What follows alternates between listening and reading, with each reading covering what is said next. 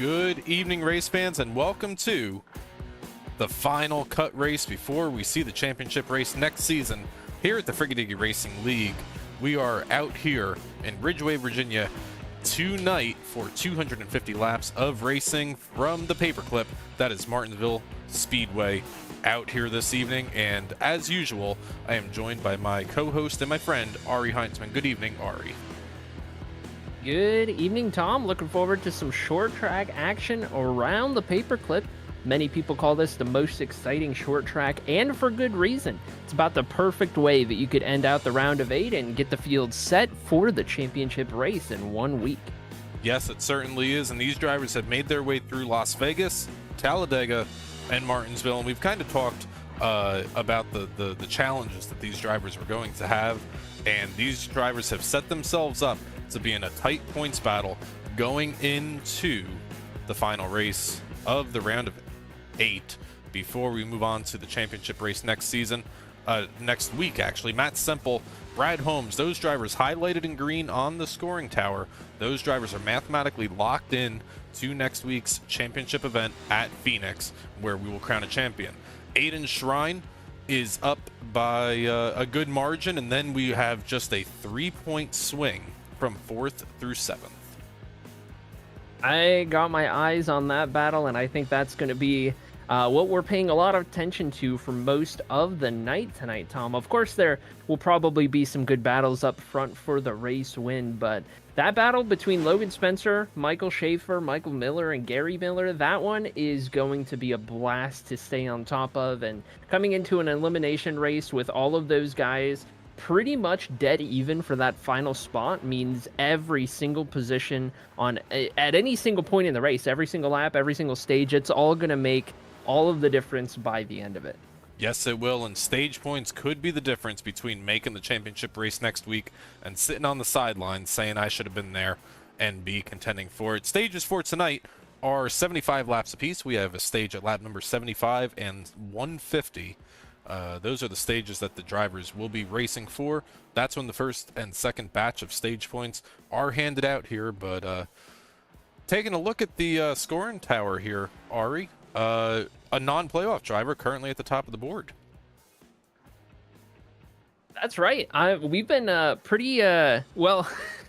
I was gonna say for much of the practice session, it was Aiden Shrine in the 87 who's on top of the board, though. As we've gotten later into the practice session, things have gotten a little crazy, a little wacky and wild. These drivers not afraid to beat up those cars on that wall and just play around a little bit with some different let's call it altered racing techniques to get some faster times. So that's put Pugliese on top of the board for now as we draw practice towards a close. Most of these drivers have got their cars dialed in, short run, long run, and now they're just anxiously awaiting that qualifying session to come up so we can really get this show on the road.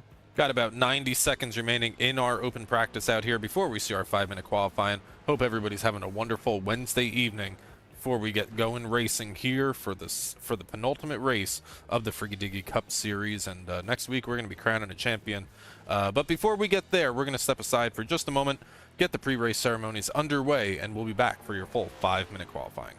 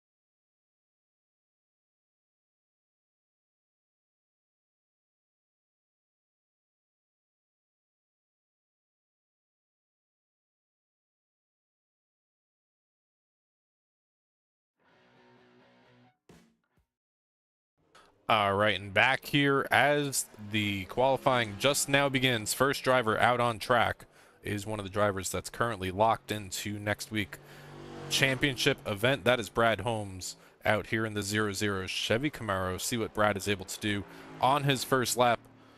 Arie, we talk about the different lines that these drivers are going to be taking out here tonight, and I think a lot of people would say that it's better to be good on entry and maybe play the middle safe and take maybe a conservative exit. But I think that story may change as this race goes along tonight.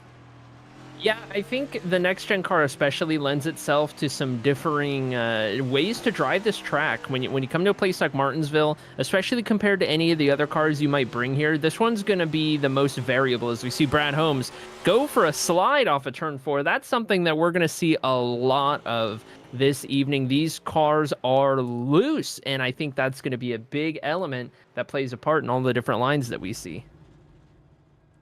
Yeah, it certainly is, and it's so easy to do so because you're going down. They're probably going down into fourth gear or possibly even third. But taking a look at the drivers out on track is this Chris Pugliese. It is, and we see the same thing just on the entry to the corner for these drivers. So a lot of issues here early in qualifying. Jaden Wicks, see what Mr. Wicks is able to do, comes down into turns 1 and 2. Down the backstretch we go with that Navy number 9. Gonna try and get a good line down into turn 3. Be careful not to let the back end step out like we saw in the 42. Jaden is going to wrap that corner phenomenally and off into the line. That's going to be a pretty clean first lap for Jaden. Put him P5. Fifth on the board for Jaden Wicks, just over a quarter of a second behind current pole sitter Aiden Shrine. Logan Spencer, last week's pole sitter, currently sits second on the board. Brad Holmes third. Dustin McMurray in fourth, and then we come back to Jaden Wicks as he completes his second lap. Gonna pick up just a little bit, but still gonna hold fifth. That is currently the only driver out on track. There are never mind, we got the 42 getting back out on track, as I was just about to mention.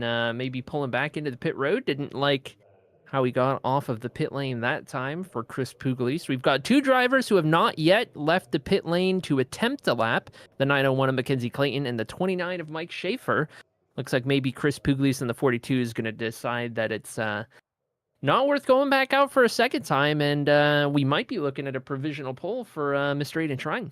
See Mike Schaefer now sitting at the edge of pit road. Don't believe he's rolling just yet, but Mike Schaefer, one of the championship eligible drivers, on the outside looking in, within 5 points of the cut line. So with stage points being handed out here in lap 75 and 150 with a field of, looks like it's going to be about 13 vehicles out here tonight, Arie, do you like maybe starting in the back, maybe letting some of the chaos happen in front of you throughout the first stage, or what are your thoughts?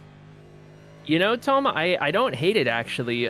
Most of the aggression at a track like Martinsville happens up at the front. It's a little bit like those super speedway races, so I don't hate it. I actually don't hate it, especially with how the field's shaping up here for the Frigidaire Racing League tonight. I think it's a totally valid strategy as Mike Schaefer puts that car P5 on the first lap. Going to get really tight on the first corner of lap 2 right there. You can see how much wheel input he had into that thing. Just couldn't get the car rotated. Much better 3 and 4 right here. That was beautiful, but he might have lost too much time in 1 and 2. We're going to see jumps up 1 position. It's going to be P4 for Mike Schaefer. Fourth on the board for one of the drivers looking to make their way in. 2 drivers still yet to take time. Mackenzie Clayton in the 901 Toyota Camry, and also Mr. Gary Miller in that Ford Mustang, that very familiar 38 machine that we see up front all the time. But quiet track right now as we have about 40 seconds remaining out here in practice. Looks like this might be how we are getting ready to line ourselves up for the evening. We've got an interesting point situation to keep on top of, but I tell you one thing, Tom. Aiden Shrine has made it a goal this round. He just got through the round of 12 with a win in the final race, just eked through, and in the round of 8, that 87 car has been phenomenal. Quite the dark horse, if you will, right? He hasn't been a Brad Holmes or a Matt Semple like we've seen through much of the season, but Aiden Shrine's been up there. He's been getting the momentum on his side. He's been getting quicker and quicker in these races throughout the end of the season. All kind of line up pretty good for the driver of that 87. So with a pole right here, that could be just what he needs to keep that momentum going. It very well could be. Aiden Shrine went into the Charlotte Roval in a must-win scenario and did none other than that and took the checkered flag at the Charlotte Roval just a couple of weeks ago. And we were talking about the similarities between road courses and short tracks, and we may be seeing that out here tonight as we get ready to go racing out here this evening. Qualifying results getting ready to roll. Aiden Shrine starts on the pole with Logan Spencer, his outside on row number 1. Brad Holmes, Mike Schaefer, row number 2, followed by Dustin McMurray, round out the top 5. Just outside of the top 5 is going to be driver number 9, Jaden Wicks, followed by Mike Miller, one of the drivers we'll be watching for the cutoff. We've got Matt Semple already locked into the Final Four, starting in P8, ahead of Paxton Frith in P9. Rounding out the top 10 is going to be newcomer Logan Drumfeller. And rounding out our field of 13 drivers out here this evening, the driver the number 42, Christopher Pugliese, starts 11th on the board out of Greenhound Racing, followed by Gary Miller, one of the playoff drivers looking for stage points out here tonight to make his way to Phoenix. And then finally, rounding out the field of 13 is Mackenzie Clayton, starting shotgun on the field. I think it's Drumheller. Apologies for that one, Logan, on the pronunciation there as the field gets rolling. And we get ready. I think we're going to have 2 pace laps. I think this is one of those tracks that's short enough. So we've got Aiden Shrine out front in that Red Bull Chevy Camaro today, rocking a little bit of a fall Halloween look to that car. Looks pretty good. Logan Spencer, one of the cutoff drivers who we've got to keep an eye on tonight, is going to be starting on the front row as well, Tom. And Logan's the driver in P4. If it were to end right now, Logan would advance. So he's already putting himself in a really good spot. Absolutely, and when you start these races in the right spot, it makes stage 1 easier, which makes stage 2, and then finally stage 3 easier. Arie, we have 250 laps around here. On paper, that's 125 miles. But in your head and in the helmet of these cars, these guys are going to have to keep their cool for a long time tonight. Oh, yeah. Martinsville is a track that's, up towards the very top in terms of testing your patience and testing your resolve behind the wheel. So it's going to be a real test for all of these drivers coming into tonight's race. I think we got a great field size for what we've seen in the Frigidaire Racing League, and I'm excited because we got to determine a championship for.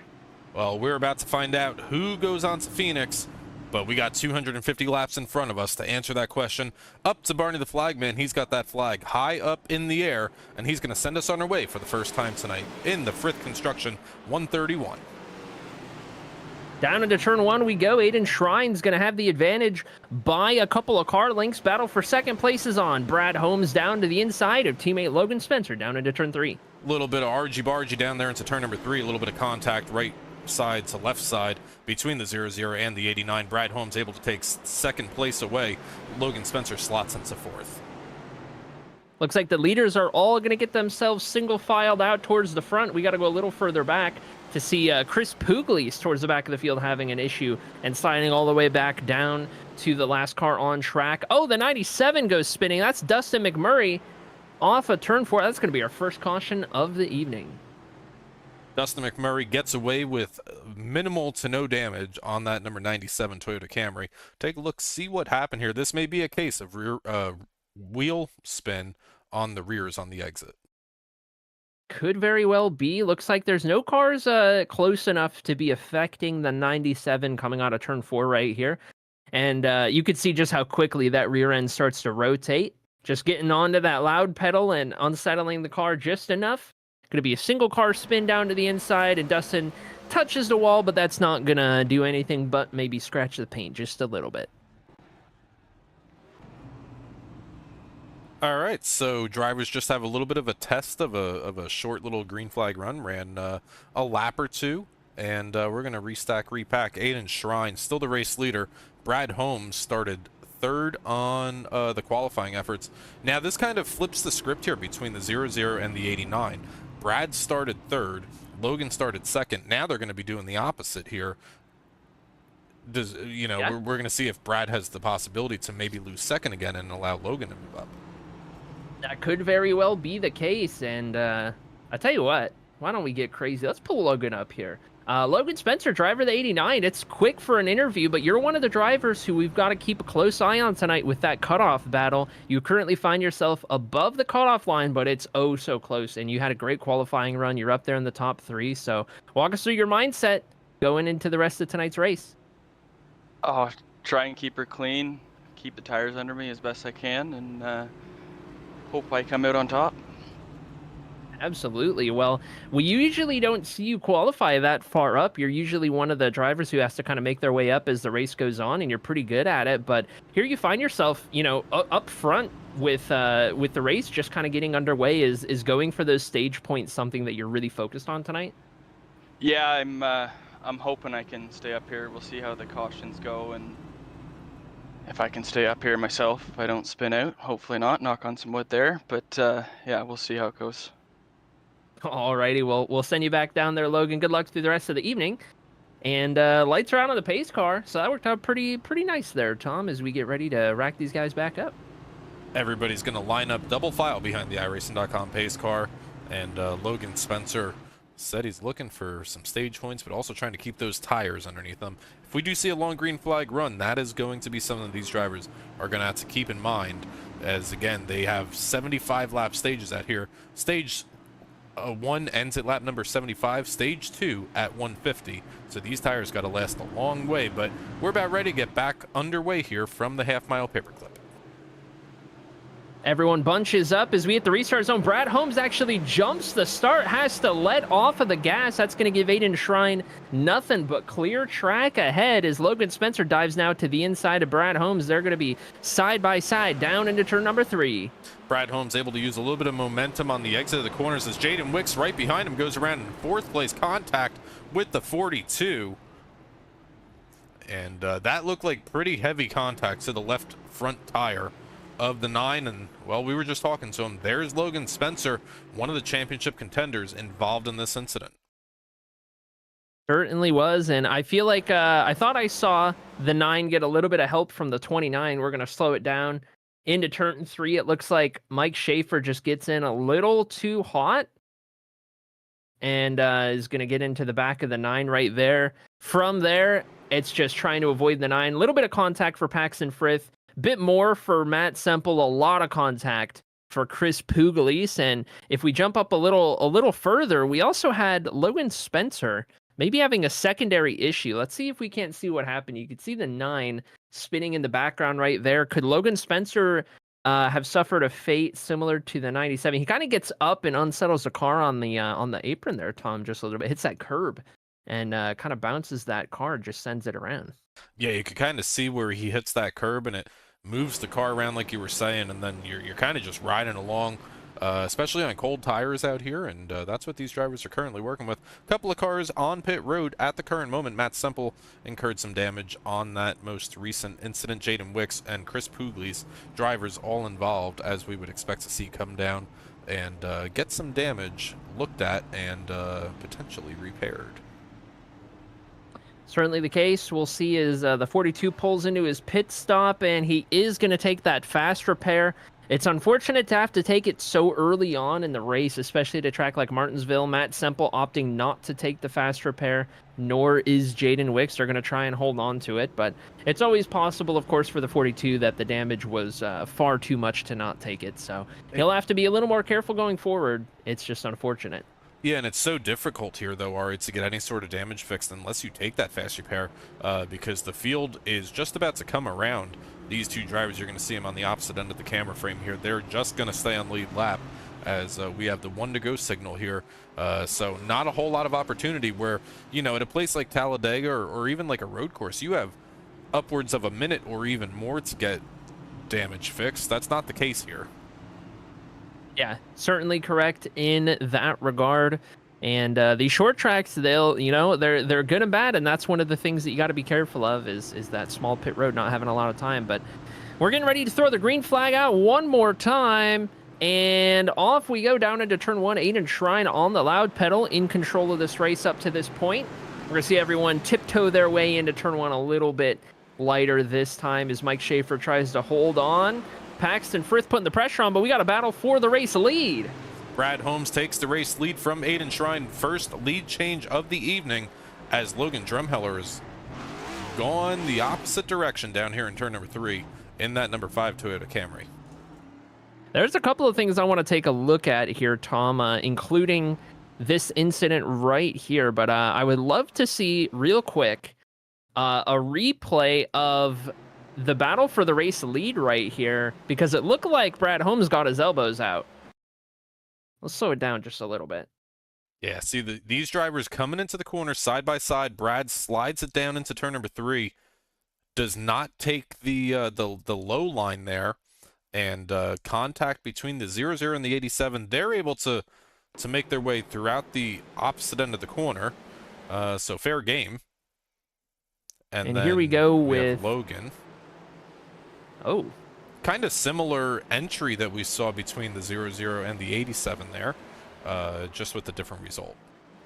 Yeah, 24 just getting in real hot, kind of cleaning out the 5 right there. It's very easy to do at a track like Martinsville, getting in just a little too hot. We had another incident after the fact here with the 97, I believe. Oh, this was under caution. Looked like he just kind of... It almost looked like the car popped out of gear or something, or like went down a gear at a bad time on entry. Yeah, there? or maybe he saw something happen in front of him that required a little bit of aggressive braking.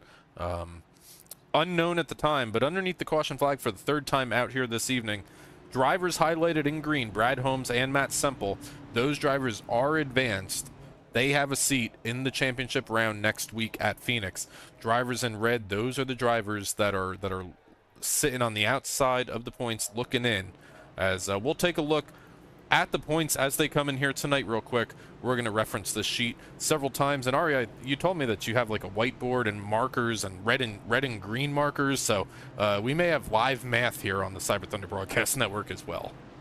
That's right, and I can do you one right now. If the race were to end at the moment, Mike Schaefer would score exactly 3 points more than Logan Spencer, which would put them on a tiebreaker. So Mike Schaefer is going to drop to the back for fault of the caution. I think this was from a caution before, so maybe a delayed penalty or maybe something else is going on. But 29 is going to drop back, so negate what I just said, and we're going to get ready to get this under green yet again. Field now being controlled by Brad Holmes on the inside lane. Aiden Shrine up in 2nd. Does not get a great restart that he was hoping to get. That's going to open up the door for the first time. We're going to say Paxton Fritz's name for the first time out here, as he is now running in 3rd, but single file for the top 2 right now, Holmes and Shrine. Aiden Shrine not ready to give up the battle yet. Going to keep the pressure on strong as we got more issues for Dustin McMurray. In the 97, another rear end slide right there on corner entry, just carrying a lot of speed and kind of losing it a little bit. We saw a little bit of contact with the 901 after the fact here, but let's see what happened here. You start to wonder here, Arie, if maybe there's a brake bias issue going on for the 97 with as many issues as we're seeing with him. Could very well be the case. I do want to take one more look here, actually, and take a look from onboard, because it almost looked like he took some evasive maneuvers here. It's like he wasn't ready for Paxton to check up when he did, and with his aggressive brake bias, that just sent him into this uncontrollable slide. That's kind of my read on it. Yeah, you could see a little bit of the wheel jerking to the right. I don't think Paxton did anything wrong right there. Paxton just kind of taking his entry. This, we come to tracks all the time and we talk about braking markers and braking zones and different levels of aggression out here at Martinsville Speedway, and that very well could just be where we are. Couple that with a little bit of frustration through the first 15 laps for the 97. You kind of just get a recipe for that. Certainly the case, as we're looking on board Aiden Shrine here, looking back at the 38. I'm not sure where Gary Miller got that damage from, but wanted to make it a point to get a good camera angle of that right front damage for the 38. Now, luckily at a track like Martinsville, beating and banging, rubbins, racing, all that plays out, and you don't really need the downforce as much, but there is a certain degree where you got to be a little careful not to damage the suspension or maybe affect the tire wear. So interesting, a little bit of damage there that we see on the 38. Underneath this 4th caution, couple of drivers back down and off pit road. Matt Semple on and off pit road. Dustin McMurray and also Jaden Wicks, attempting to get some more damage fixed from their recent incidents that occurred probably around lap number 5 for Jaden Wicks and Matt Semple. Jaden still got some significant damage down there on the left front. Dustin's car, I'm sure his tires don't look as good as his car does right now. Yeah, certainly the case, and we'll see what it looks like for the 8. Matt Semple's been pretty determined not to use that fast repair, pitting on all of these cautions, just trying to fix what he can get fixed, and he's got that Chevy Camaro looking mostly new. You could see a little bit of weirdness down on the splitter area, but other than that, Matt Semple's looking pretty all right. Let's give it another go here from the half mile in Martinsville, Virginia. Brad Holmes, Aiden Shrine once again bring us into the restart zone from the front row. Gary Miller needs a lot of stage points, needs a lot of points to get up into the playoffs and move into the championship race next week at Phoenix. He currently sits third, fighting for second. That he is. He's going to try and keep that nose to the inside of Aiden Shrine down into turn 3. Aiden Shrine with the advantage. And Gary Miller's going to pop back into line right there as we got Chris Pugliese going around. And will the caution come out? We stay green somehow, some way. The 901 involved, the 97 getting a little spin as well, but we keep it under green. And up front, Aiden Shrine chasing down Brad Holmes. Aiden Shrine just under half a second behind Brad Holmes as we work lap number 26 of 75 of the first stage out here. On board here with Aiden Shrine, we can hear him using every single gear that this car has, running in 5th, down to 4th. Thought maybe we were going to go down to 3rd there, but we did not. A little bit of smoke up ahead, but the track is clear. That it is, and you can see how the 87 is running this track, not letting that 0-0 get away. And I don't know, I tell you what, Tom, it looks like the 87 is just much more comfortable at the moment. The way he's able to round these corners, it feels like he's got that car in a lot better a spot than what Brad Holmes is working with. And I don't know if that's, actually how these drivers have the car set up is, we're going to hit the curbing right there, and that's going to bring it back to the 38. But seems like Aiden was running a lot more consistent there. Yeah, I really liked what we were seeing out of Aiden there on the lap or two that we were on board with him. Kind of running a smooth line. The past couple of corners, he's missed the corner, so a little bit of lock up there from the left front tire on that 87. But we've seen him hugging that red and white curb on the exit of the corners, and that's the way you make speed here. Certainly is. You just got to be careful not to get too close, or you'll bite that curb, and it'll bite back. Certainly, as we jump back here for one of the battles that we're keeping an eye on for that cutoff.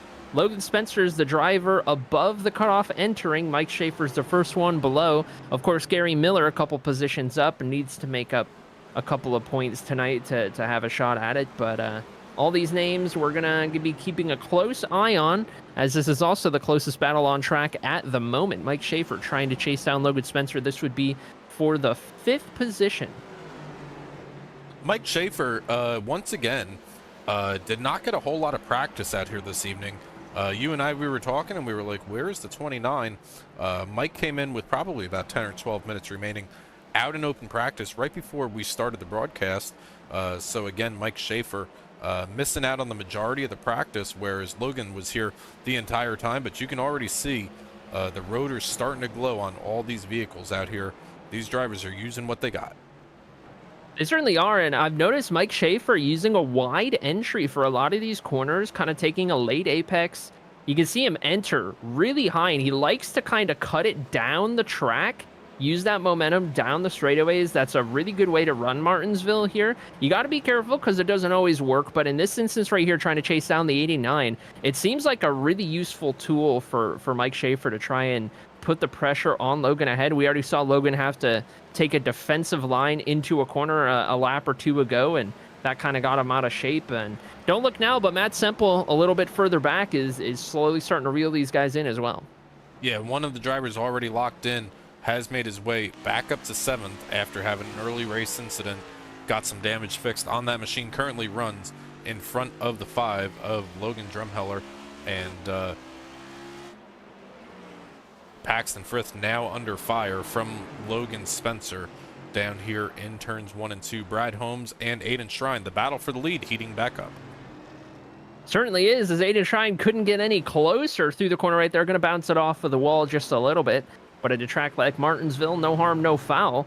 Down into turn 1 we go, and the pressure is mounting for double-double out front.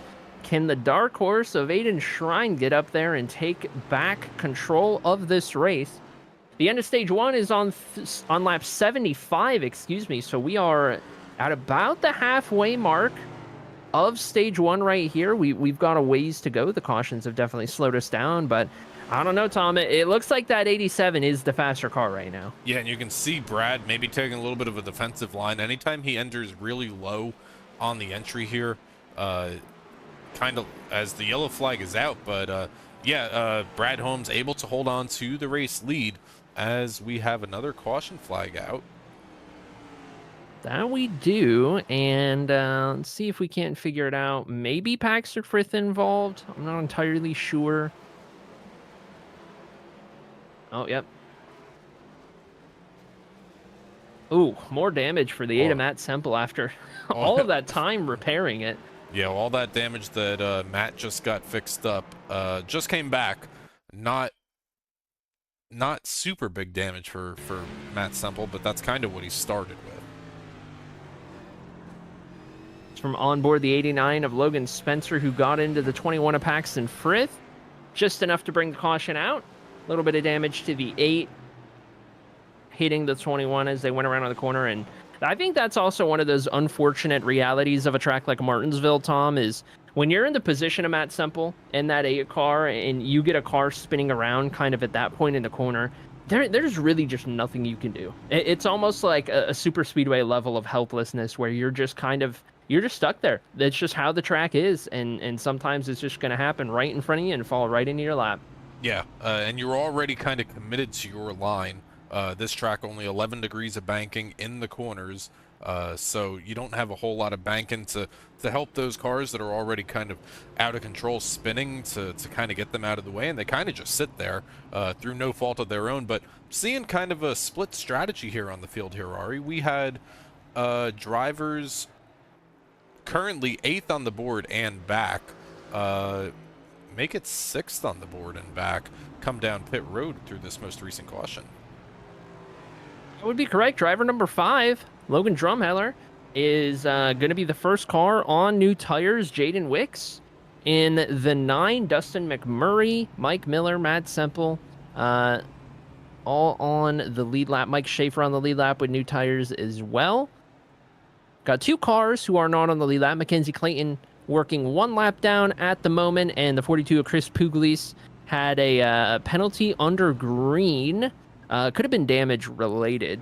Is currently a lot more laps down. Still, I don't know if he's still out there. Maybe not at the moment for Chris Pugliese. Maybe had to park that car for the evening, but most everyone's still in contention. Though, to your point, Tom, we've got about half the field. A little more than half the field, I would say, working brand new tires here. So if you're these race leaders, you got to be a little careful. You do, and we haven't seen the effects of new tires versus old tires out here. They just had probably about a 15-20 lap run, so we'll see. First driver on new tires is that number 5, 3rd car on the outside lane, and then the entire field behind him got 4 tires. Let's watch and see how this goes. Issues for Mike Miller on the start. Mike Miller pulls down to the inside and looks like he's still rolling.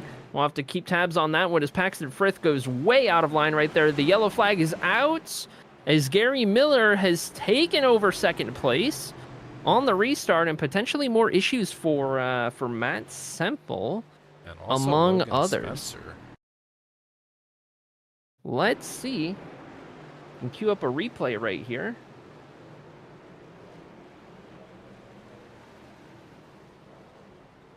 Oh. Yeah. I'll get another look right here. Maybe zoom it out a little bit. It looks like the 29 of Mike Schaefer is entering low. Matt Semple kind of just comes down into where the 29 was running. It kind of felt like the 29 had his nose kind of committed at that point. It's really unfortunate for Logan Spencer, who then gets clipped right here, and he's going to take a right-hand turn right into that outside wall. And I hope for Logan's case he's still got that fast repair, because I think that's going to be enough damage to require it.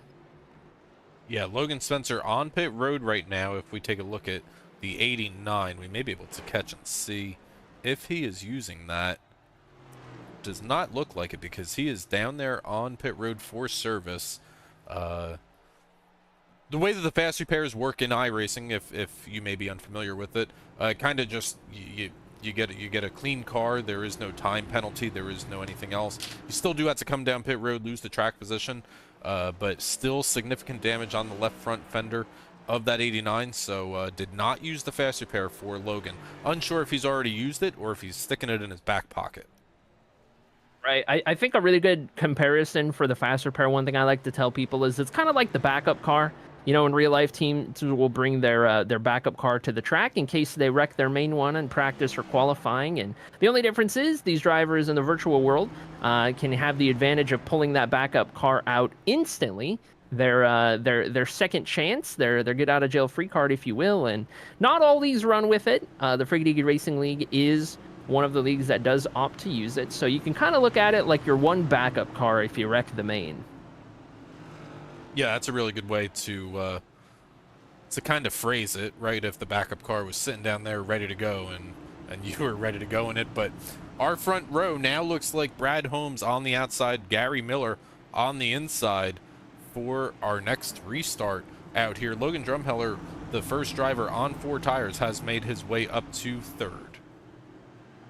That he has, and we're going to keep an eye on this restart right here. Brad Holmes playing a little games right here with Aiden Shrine. He's going to keep himself on the outside. That's going to box Aiden Shrine in with the 5 car right here. And is it going to work out? Well, it is. The 5 to the outside, which might just work if Aiden gets stuck behind that 38.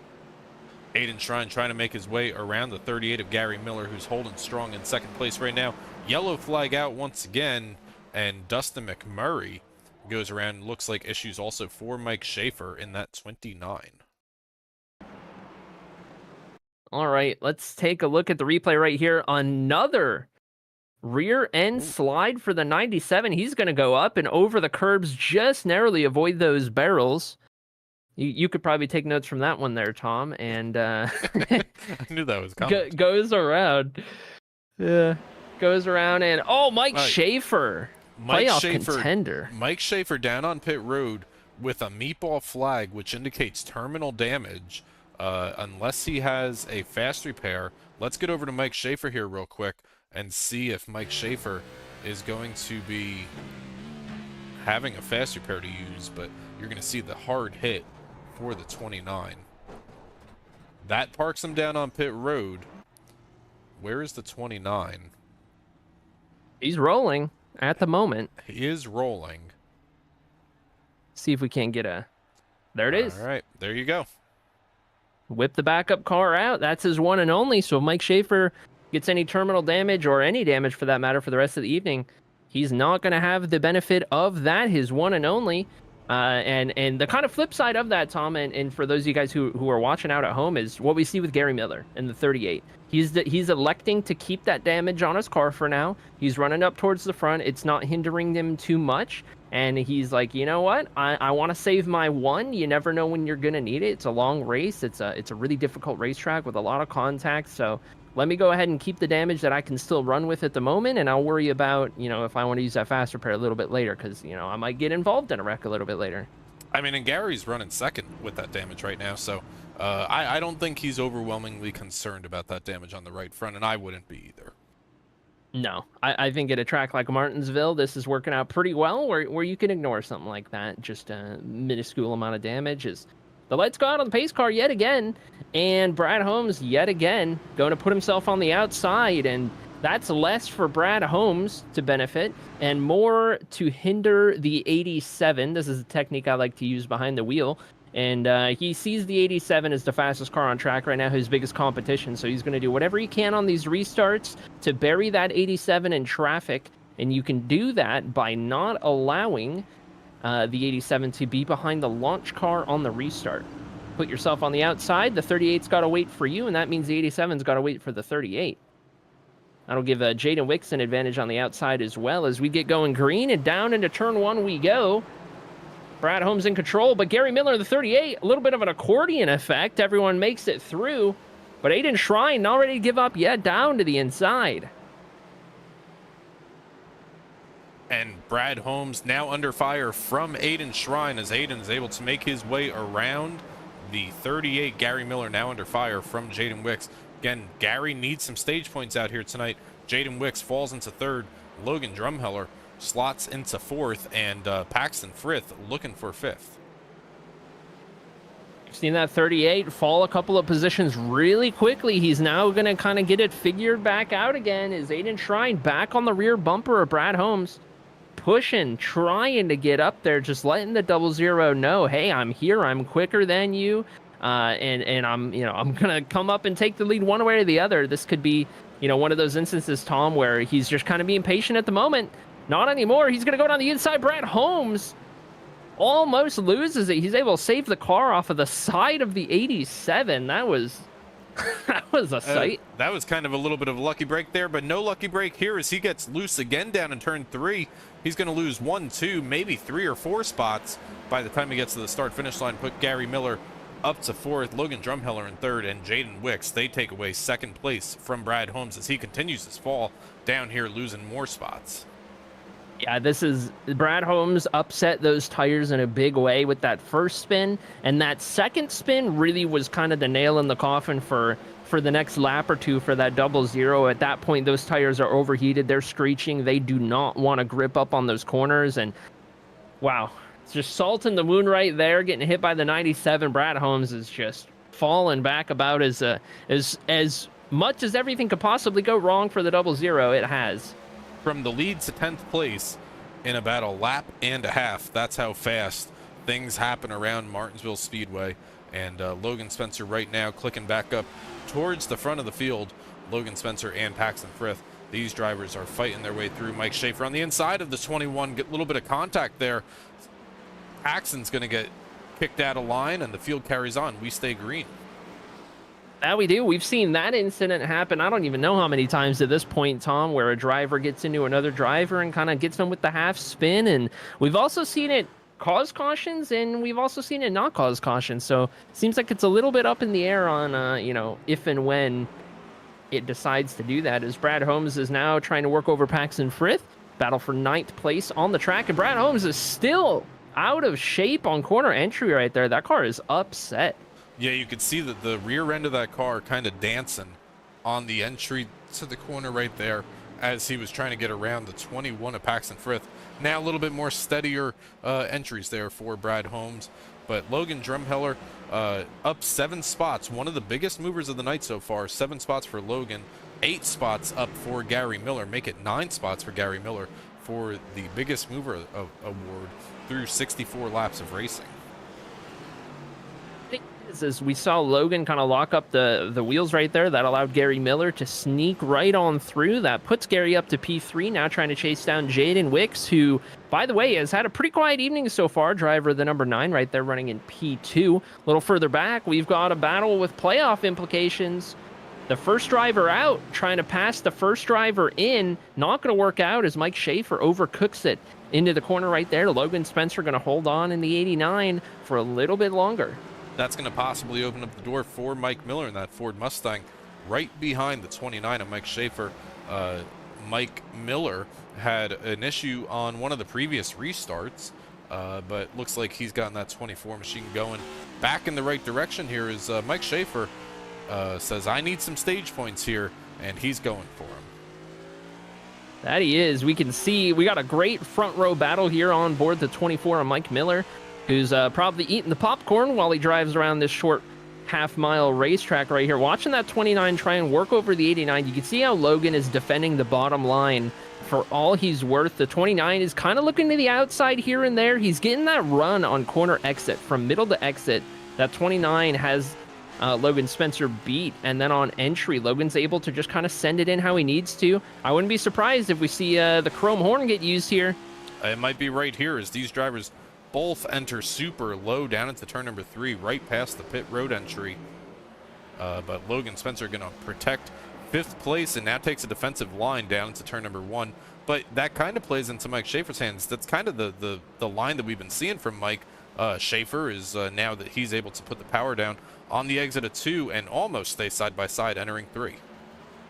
And he is, and oh, they're going to make contact out of the corner. The 89 and the 29 into the inside wall. Yellow flag is out. The first driver out, the first driver in. Gonna be collected in an incident. And we know the 29 has already used this fast repair, so all of that damage, he is going to be, oh, that left front is not wanting to move. He's missing a tire there. Oh, no, he's not missing a tire. It's just severely indented. That it is. There is some suspension damage on the 29 car. He does have that meatball flag thrown his way. Mike Schaefer, without the fast repair remaining, is going to have to hope that that damage can be fixed without too much time on pit road. But quite the story that's developing here. He's going to finally be able to pull it down. He can hardly even get it turned onto the pit road. And now we're going to go back and take a look at this. Coming out of turn 4, the 29 gets a great run, and he's going to go right into the back of the 89 with that momentum right there. Mike Schaefer into the back of the 89. From there, they just couldn't get away from each other. They just kind of locked up, and they were just kind of down on the inside wall for much of the straightaway right there. The entire field down onto pit road right now, with the exception of Mackenzie Clayton staying out. But Jaden Wicks on back. That, I want to say, do we say that that completes our stage here? Or do we... That's a good question. It came out at a weird time. Seeing everybody come down makes me think that the stage points are awarded right there. But I guess we'll find out once we go back green flag racing. We may just have a 1 or a 2 lap shootout for the first batch of stage points, or they were already handed out.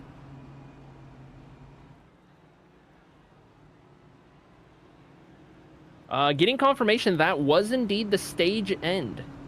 So we are into stage 2 at the moment. All right. With that confusing stage end, I'm not too certain on who got how many points to work my math there, but well, the lights are out off the iRacing.com pace car. Field gonna double up.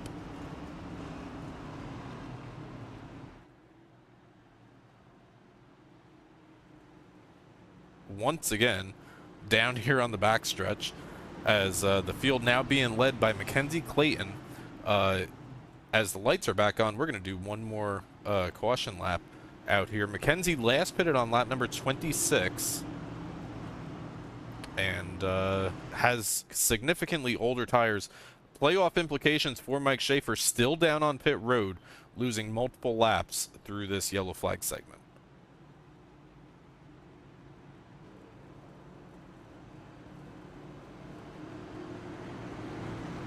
11 drivers remain on the lead lap as we run lights around on the pace car one more time. As field's all caught up and ready to re-stack, re-rack. The last time that the 901 was on pit road looks to be lap 26. So, tell you what, Tom, this is going to be a fun restart. Well, Mackenzie Clayton going to bring us to the beginning of stage number 2. Jaden Wicks to the outside on row number 1. Aiden Shrine in row number 2. Everybody gets up through the gearboxes. A little bit of a wheel spin there for the 901. That allows Jaden Wicks in the 9 to take control of the race lead from the outside lane. But hold on, here comes the 901 down on the inside.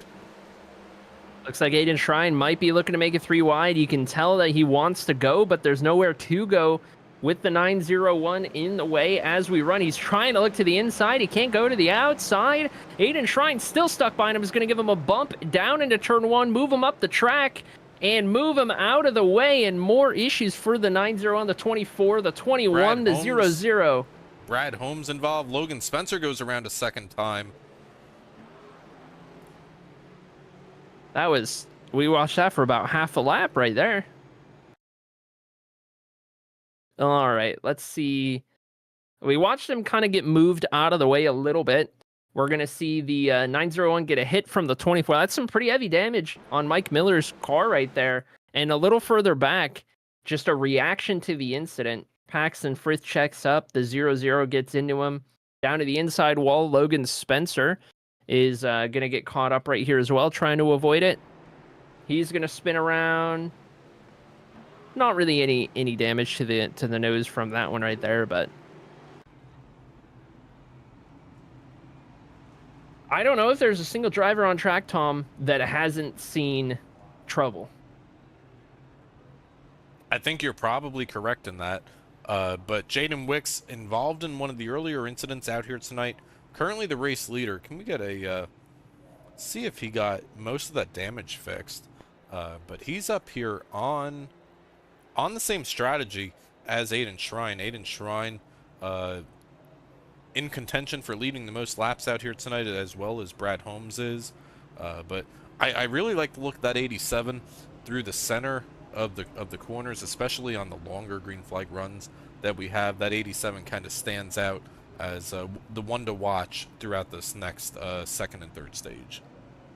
I certainly agree. I think the 87 is the best car on track right now, and the chaos definitely isn't helping his case. I think Aiden needs some longer green flag runs to really kind of get out there and flex what he's got tonight at Martinsville, but we'll have to see, because, you know, as much as you can be better on the long runs and as much as you can need these races to go green, sometimes that just doesn't happen. Sometimes it's a race of short runs, and that's where you might see a driver like Jaden Wicks up front right now, or a driver like Logan Drumheller kind of be advantaged, maybe not being the fastest car on track, but having just enough on the short runs.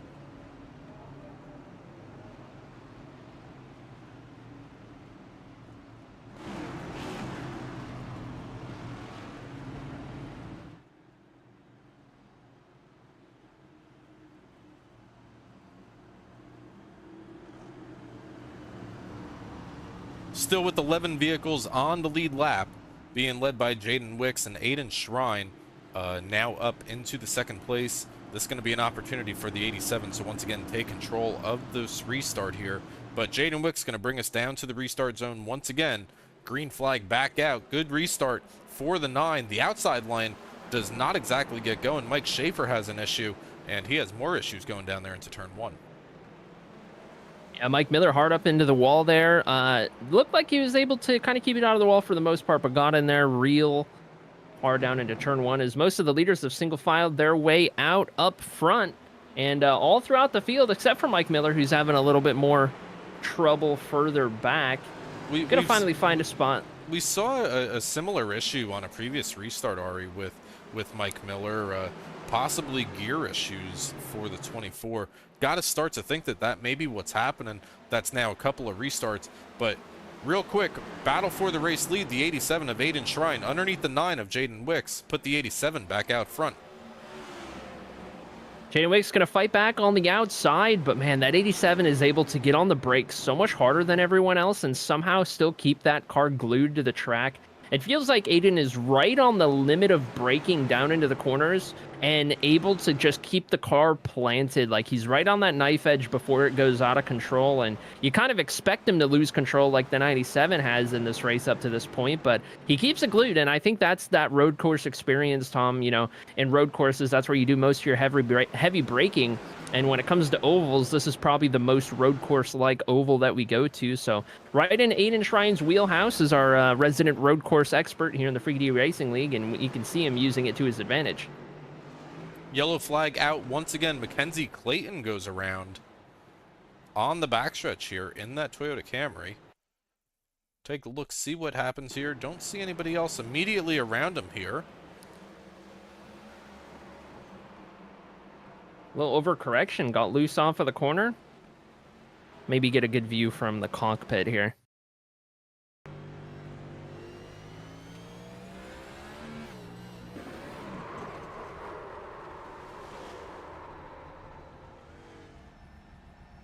I think what I saw right there, Tom, was that the 901 got up into the high rev range in the 4th gear, which is the penultimate gear in these cars. There's 5 gears.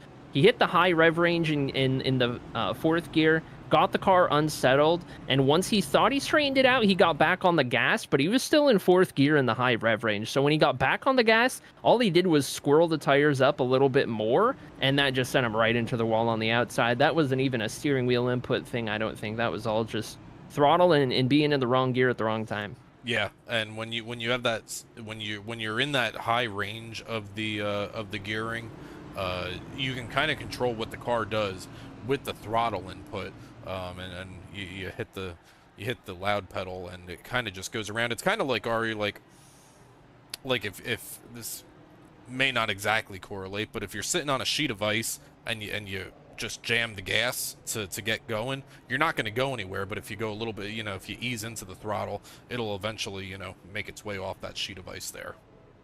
That's exactly right. It's a pretty good comparison that you say right there, Tom. It's very much, you have more control, but you have to be a little more careful, right? With great power comes great responsibility, I guess is one way to look at it, right? If you're in a lower gear, you can mash the gas and get away with it, and you're in a little less control, but it's a little easier. And vice versa, if you're in the higher gears and in the higher rev range specifically, be a little more careful, but if you know how to do it, you got a lot more control.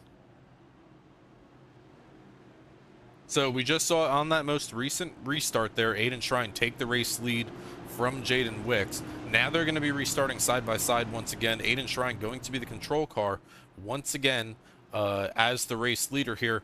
I like the opportunities for Aiden Shrine, but don't count out that 97 right behind it. We saw a lot of issues early in the race for the 97, and even recently down there on the entry of turn number 3. Keep an eye on that 97. Cannot afford to have a mishap in here.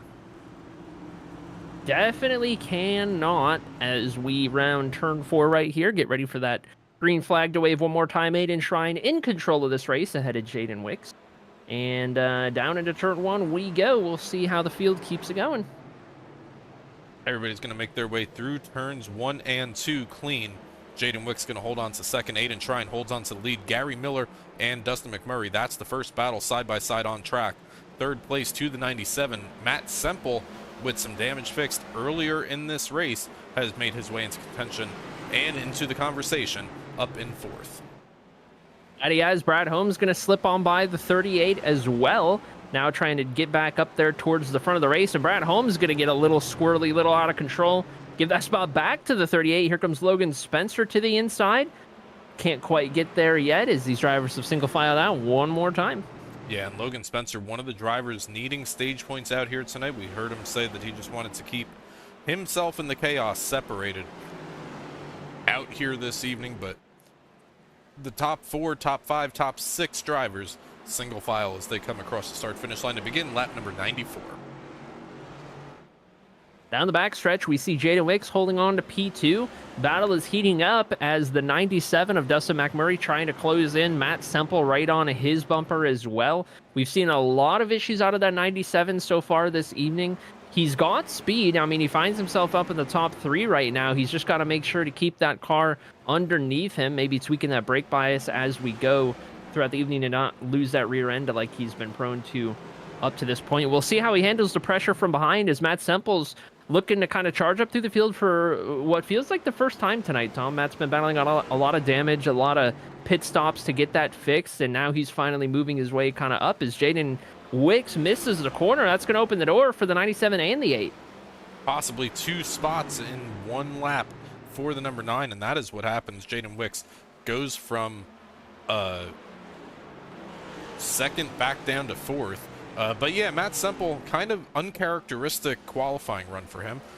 Qualified 8th out here as he now takes a look to the inside of the 97 down in turn 3.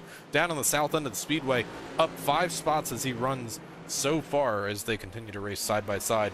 Kind of a little bit of a surprise that it's taken Matt Semple this long to point his way up here, Arie. Yeah, I agree. I'm pretty surprised by it, but the fact that Matt Semple's gotten up here nonetheless is not at all surprising and more befitting of driver number 8 based on what we've seen this season. So Matt Semple finds himself comfortably in P2 now, and he's going to be hoping that that puts him ahead of any of the chaos that is yet to ensue this evening. Speaking of, we got Brad Holmes trying to work over Gary Miller in the 38, battle for P5. Battle for position number 5, Gary Miller protecting that line from Brad Holmes. Brad led some laps earlier in tonight's race, and don't forget, you know, Martinsville, though it doesn't exactly correlate to a track like Gateway or New Hampshire or Milwaukee, right? We saw a battle for the race win between the 0-0 and the 8. So both of these drivers very familiar with how to get around flat tracks. We saw Matt Semple dominate the race at Richmond Raceway back in September or so. So drivers familiar with both flat tracks and short tracks out here in the Friggy-Diggy Racing League.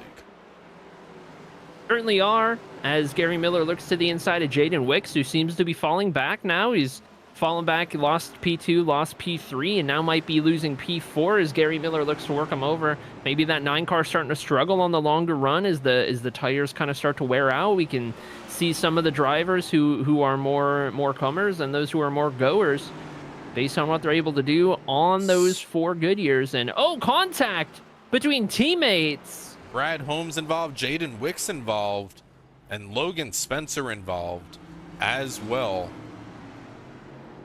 That is not good. Let's take a closer look at what happens following Jaden Wicks around right here. Brad Holmes running the curb, comes up a little bit. Does Jaden Wicks come down? This may be a situation where 2 drivers were kind of going for the same spot right here. Jaden Wicks was not all the way up to the outside wall, and I think maybe Brad was expecting him to be.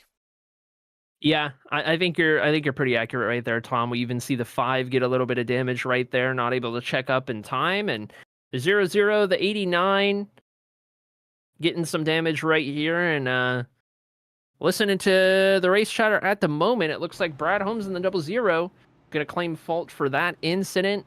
Drop back to the end of the pack for the restart here as we re-rack them one more time. Couple drivers out on pit road. Brad Holmes, Logan Spencer. One thing that I was just getting ready to talk about before that caution flag came out, Ari, we've seen Jaden Wicks kind of slide through the field. Last time everybody was on pit road, for the majority of the field, lap number 71, Jaden Wicks was about 5 seconds faster on pit road, so part of me wonders if Jaden's out there working with 2 tires. That's a great point. I think I missed that, to be honest, but I think that's exactly the case because you're not going to get 4 tires with a 10-second pit stop. So Jaden Wicks does pull it down on pit road under caution here, joined by Mackenzie Clayton, the 2 that I mentioned before, Brad Holmes, Logan Spencer, of course, and he's going to take some tires right here. So great point right there. That would explain why Jaden was able to hold on in the early part of the run and slowly started to fade back. Those 2 tires are going to affect the handling of that race car, and if you got to do a whole green flag run, you're not going to want to have to do it on 2 tires. That much is certain. Logan Spencer, one of the drivers involved in this most recent yellow flag, has made his way on and off of pit road. Comes down. He gets some damage fixed on that 89 machine. And correct me if I'm wrong, Logan already used his fast repair, correct? Logan Spencer, I want to say he did, as a matter of fact. I can't be positive, but I want to say he's one of the drivers who did. Well, still on the lead lap for Logan. Currently runs 7th on the board as the field kind of still cycles around. We'll see where everybody shuffles out after the smoke settles. But everybody's starting to double up, so it looks like it's going to be 7th for the 89.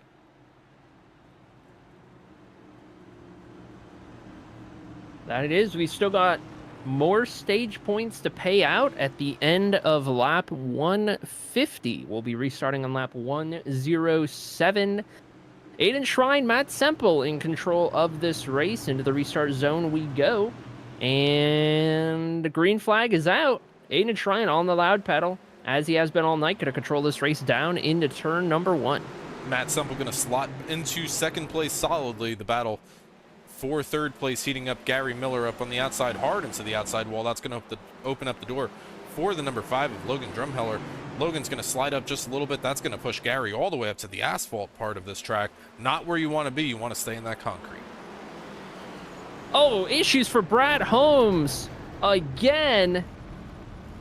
Going to collect Paxton Frith. Going to collect the 38 of Gary Miller, who had avoided too much issue for much of the night. Going to get a little damage on that 38. Back-to-back incidents for Brad Holmes in the 0-0.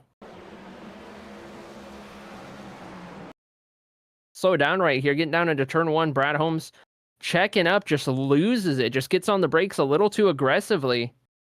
Going to hit that inside wall. That's pure concrete. That's going to do a lot of damage. gets into the 21 of Paxton Frith. 38 of Gary Miller, nowhere to go.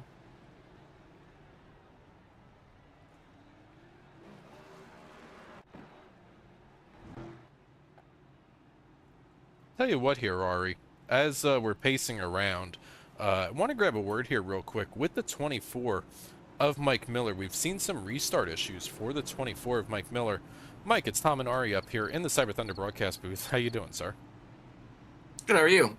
We are doing okay. Hey, we've been following your restarts along out here. Obviously some carnage going on around you, but how are your restarts going out here this evening? Seen a couple of restart issues. Pretty bad. My computer is messing up, so I keep losing frame rate, so it keeps locking up on me. Oh. Not the right track to have that issue with. No, it is not. Yeah, I thought maybe there was some sort of gearing issue or some sort of mechanical hardware issue that you were working with. But, Mike, you come in here below the cut line, unsure of how many stage points you got through the chaos of stage number 1. How are we going to get some stage points to finish out stage 2 here? I think I got 5th, so I think I got some points there, and just trying to survive with the computer issue and maybe rely on the other guys crashing out. All right, well, best of luck to you. Needed just 5 points coming into tonight, but good luck to you. Hopefully we get to talk to you at the end of this race. Thank you, sir. Have a good broadcast. Thank you. All right, moving him back down to the Miller Motorsports hauler. So some frame rate issues for the number 24, and yeah, I mean, Arie, you don't want to have them anywhere, but Martinsville kind of exaggerates the issues when you do have them. Yeah, that's absolutely right. And Martinsville is one of those tracks. I kind of mentioned it in the pre-race where, you know, it's going to test your patience more than maybe any other track. A part of that is the fact that you can't breathe at Martinsville. You are on the wheel. You are full attention 100% of the lap. There is no time to really, you know, relax your hands or to breathe or to just kind of look around for a second, blink your eyes. It is one of those tracks where you are on it every step of the way. So to lose frame rate, that's just like your eyes kind of getting blurry in a super speedway. Well, the field getting ready to go back green flag race, and once again, we see the green flag to begin lap number 114, lap number 39 of 75 for stage 2, as Aiden Shrine protects the race lead. Matt Semple currently in second. Dustin McMurray takes third place away from Logan Drumheller down here in fourth place, but battles now for second, third, and fourth place are heating up. That they are. Matt Semple trying to hold on to P2. Dustin McMurray in the 97 trying to make something work right here. Found himself up into the top 3 for a good chunk of the race. At this point, as Aiden Shrine continues to run away from the rest, we got some battles a little further back. Brad Holmes, Logan Spencer, and Gary Miller all trying to make their way back up through the field after being involved in the latest caution. One thing that may be notable to talk about here, Arie, it kind of got missed with Mike Miller's interview right there. Jaden Wicks just came down on pit road, got 4 fresh tires on there, but so did Brad Holmes, Logan Spencer, Gary Miller, and Mackenzie Clayton. So a couple of drivers on 4 tires and a couple of drivers on about 30 lap old tires out here as some of these drivers last pitted at stage number 1 end. That's right. Going to be a great opportunity for some stage points for a handful of these drivers who elected to take those tires and try and make up some positions right here. One of which, of course, being the night of Jaden Wicks, who we're watching at the moment, last pit on lap 105. First car on newer tires. You got to go back to Brad Holmes to find the next driver who's working brand new tires in P7. Logan Spencer just behind in P8.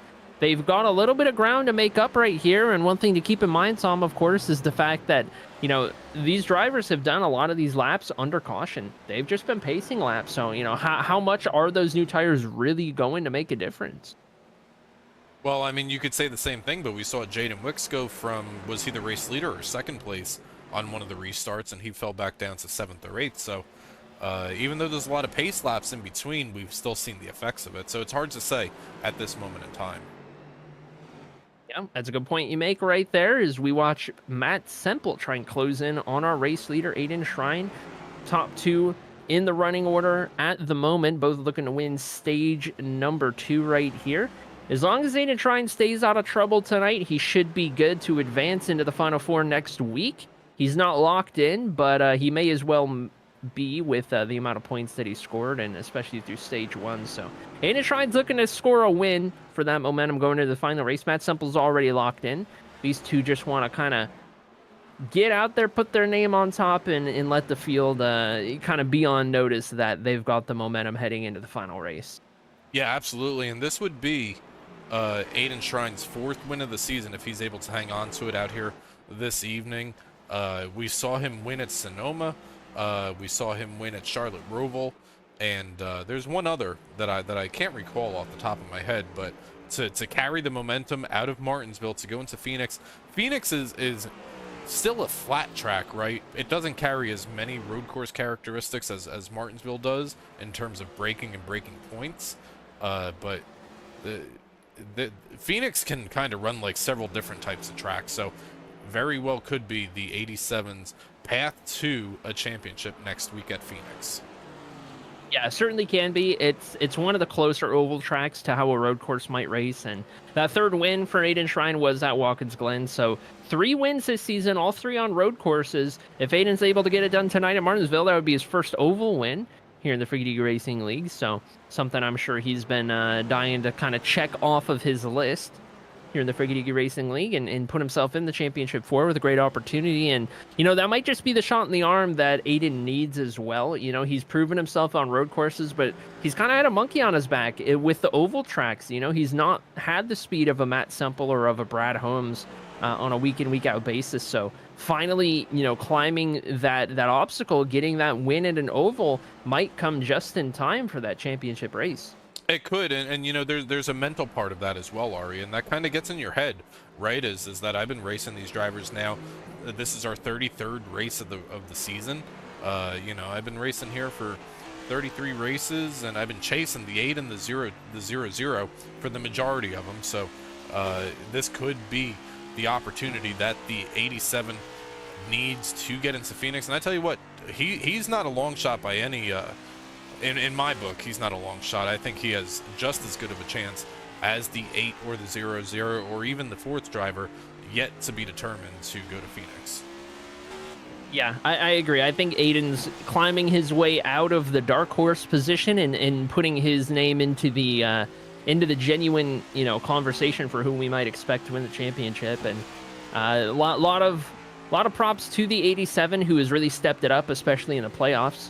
As the season has gone on here in the Freaky Deaky Racing League, he's bound and determined to go out there and try and spoil the party from the 8 and the 0. And I'm excited to see who that 4th name is, because with the chaos we've seen unfold so far this evening, Tom, it could be any one of them. It really could be. But Jaden Wicks makes a pass on Dustin McMurray for 3rd place. But yeah, the 4th driver yet to be determined. We know Brad Holmes has a seat at the table for the championship race next week. We know Matt Semple has a seat at the championship race for next week at Phoenix. But the 4th one yet to be determined. Aiden came in here pretty solidly locked in, but not mathematically. Just needed a good run out here tonight, and that is what he is doing.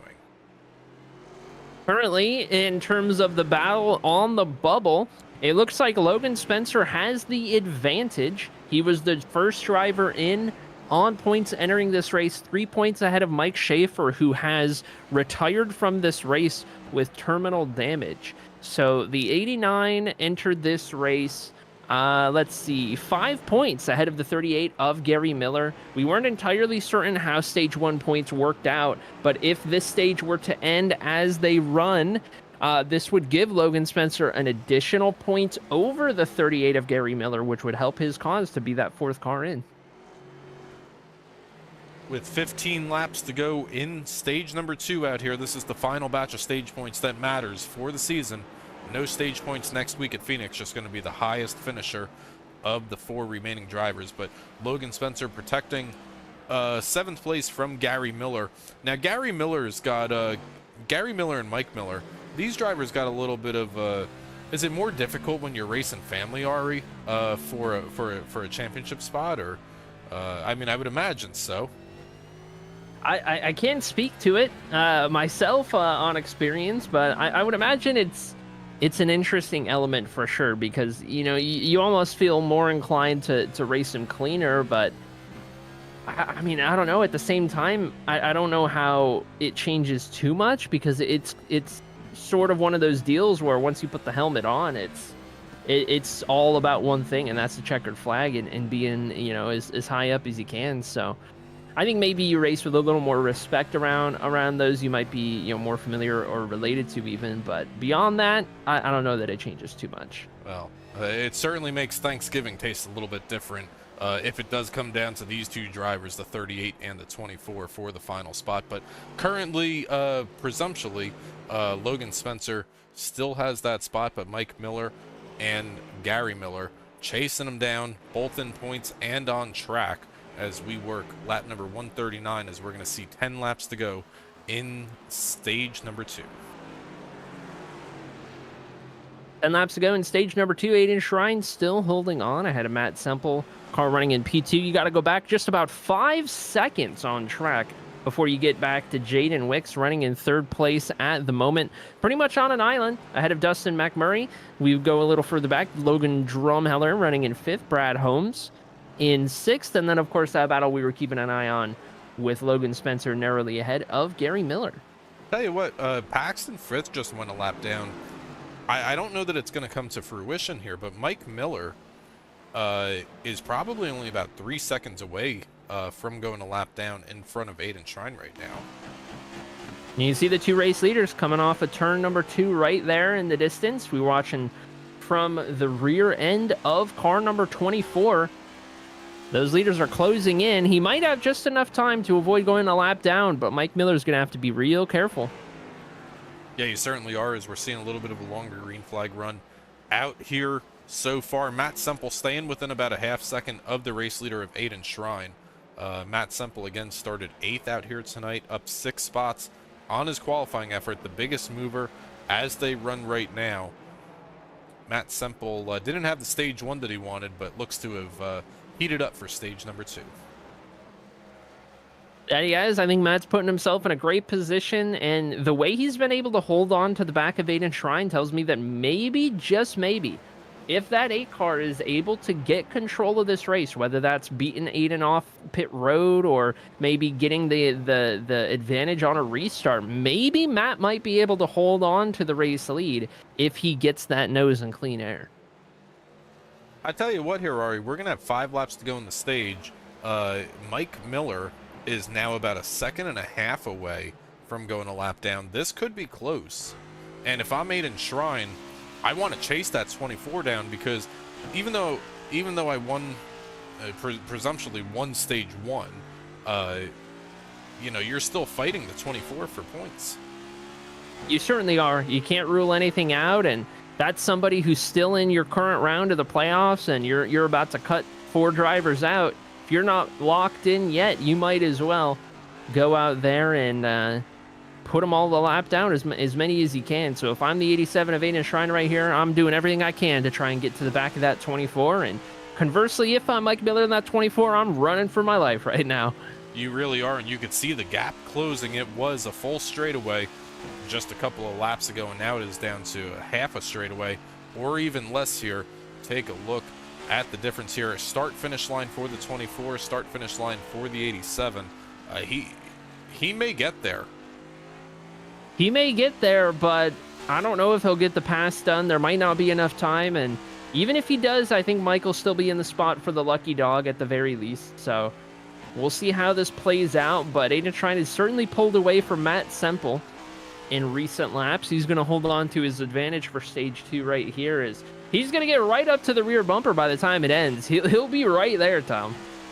One more set of corners for Aiden Shrine in stage number 2, and that Chevy Camaro going to take the checkered flag for stage number 2, as we expect to see the lights turn yellow, and yes, they do. Stage number 2 in the books in the Frith Construction 131.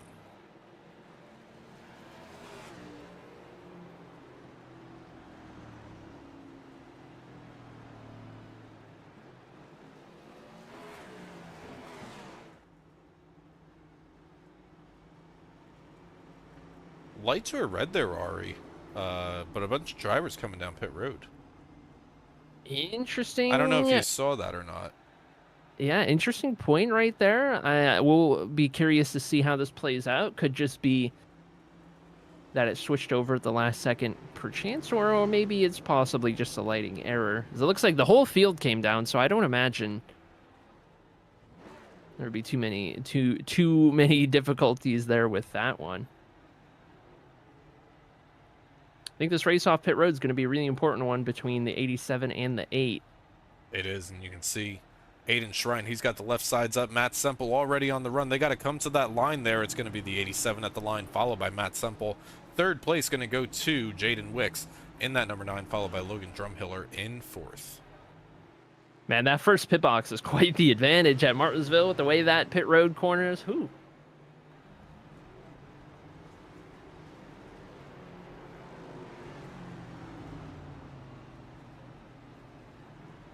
All right, based on our stage 2 points, we're still up in the air on how the stage 1 points worked out.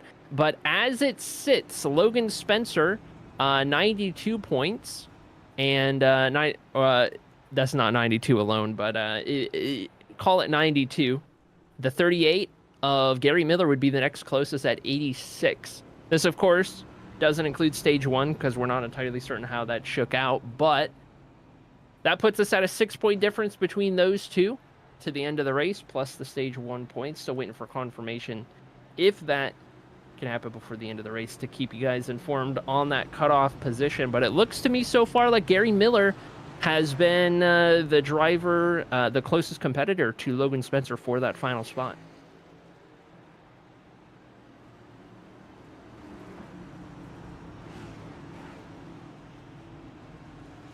You'll getting ready to go back green flag racing to begin stage number 3. Out here in the Frith Construction 131, Aiden Shrine, currently the race leader. Matt Semple came off pit road 2nd, just where he entered it. Jaden Wicks 3rd, Logan Drumhiller in 4th, and we are off and away in a great start for the 87. Shot out of a cannon did Aiden Shrine. Down into turn 1 we go, and issues further back. Logan Spencer, we keep it green. Yeah, we stay green here, but issues for Logan Spencer. Gary Miller had to check up to avoid additional possible damage, but that's an opportunity that Gary... Oh, issues up front. Matt Semple goes around. Contact between the 5 and the 8. Certainly got away with a sketchy one right there. I thought that was going to be a lot worse than it turned out to be. Down into turn 1, it looks like the 5 cars getting in on corner entry just gets in a little too hot, tries to fill that gap. That gap's not there. And the 8 car gets sideways. Now, luckily for Matt Semple, he was able to get that thing slowed down entirely, and that's pretty much no damage at all. Now, if you're Logan Drumhiller here, Arie, is that spot that the 5 just went for? Is that spot up for grabs, or let's take another look here from the cockpits, kind of see what Logan saw. I don't think Logan was going for the spot, Tom. I think he just got in too hot. He started to get in hot. He maybe saw that opening as an opportunity to have a little more room to slow down, but it didn't look like he was aiming for it. It just kind of looked like he got in hot. The gap opened up. He was like, okay, let me slow it down here, and it just kind of got out of control at that point. Yeah, that very well could be the case. And again, we go back to the topic of braking zones and braking markers and cold tires as well, as all these drivers just came down pit road. A couple of drivers on pit road as they run right now, Logan Spencer, Brad Holmes, and the 38 of Gary Miller as well, all on pit road. See the pace car coming not too far behind. So these drivers going to stay on the lead lap. Does Brad Holmes get out of pit road? I would imagine he does, and yes, he does. Brad Holmes going to stay on the lead lap. That lead lap is oh so important, especially when you're trying to play the fix my damage game on these short tracks, Bristol, Martinsville, and the like. Aiden Shrine still in control of this race, but Jaden Wicks back up into the picture. Now on an even set of tires as all of those around him. Dustin McMurray hasn't gone anywhere. Despite being involved in that incident, Matt Semple still running in P4. Rounding out the top 5 is Logan Drumhiller, Mike Miller in 6th. Logan Spencer currently runs in 7th. Brad Holmes started the race out leading some laps, had an issue earlier in the race, had a couple of issues earlier in the race. Currently runs in 8th, followed by Gary Miller and Paxton Frith, the top 10 as they run.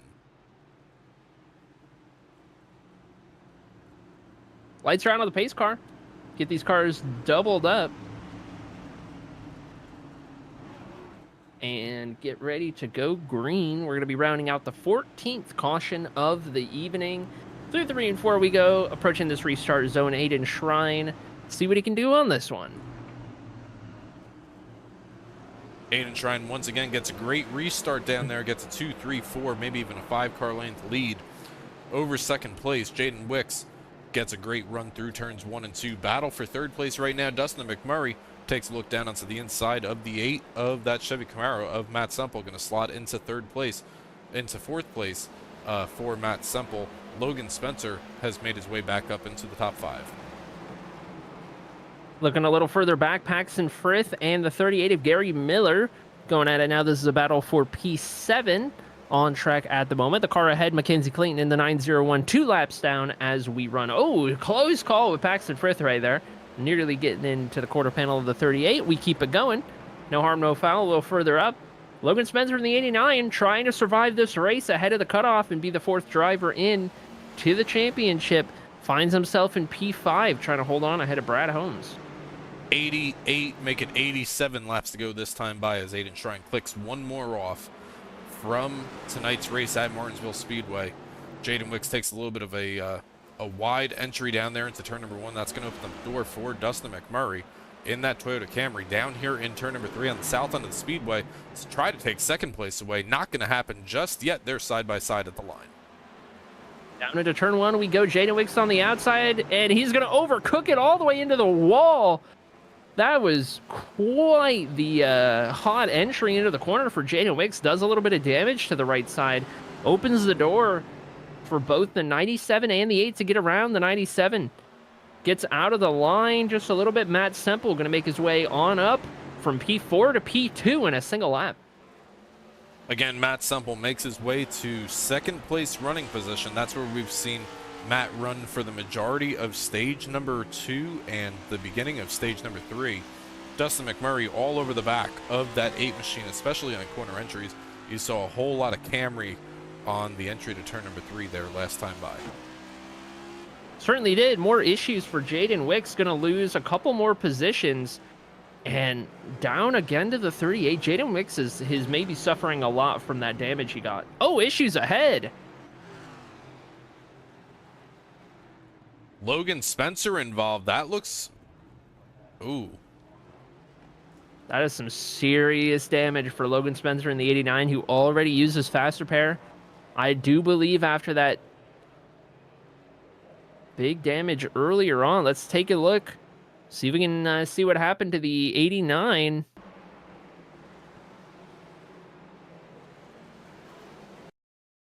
Oh, the 97. Same thing from earlier in the race. Logan Spencer, Brad Holmes, nowhere to go.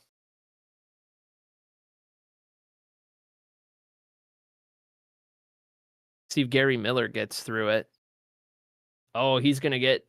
He hits Brad Holmes, hits the wall. It looks like that hit on Brad Holmes doesn't register correctly.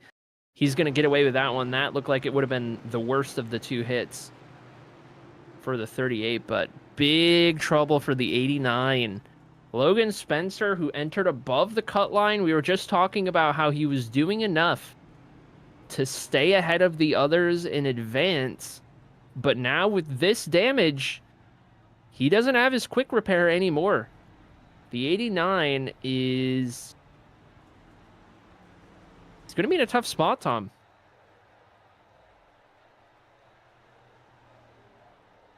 He is, and we see him down here on pit road, not using a fast repair. We believe it has already been used. So now it's going to be a matter of what does he have left in that car to try to run these next 80 laps or so out here. Could be just enough. It's going to come down to, I believe it at the rate we're going, Tom, I want to say it's going to come down to the 89 or the 38 for that final spot. Mike Miller is still in the conversation in the 24, though he would need the end of this race to go quite well for him, given how the first two stages went. I think the 29 is out of it, Mike Schaefer, with that DNF from earlier in the race. I think a big part for Logan is how much does that damage affect the drivability of this of that Chevy Camaro? Can he stay relatively close to the pace? Is he going to be super off the pace and start going a lap or 2 or 3 down? I think that's going to play a big part of it. And then if you're the 24 to the 38, if you're either of the Millers, you've got a big opportunity right now. The wind is just blown wide open, but you can't take advantage of it running back there in 6th or 7th. You do have to go up there and kind of grab it.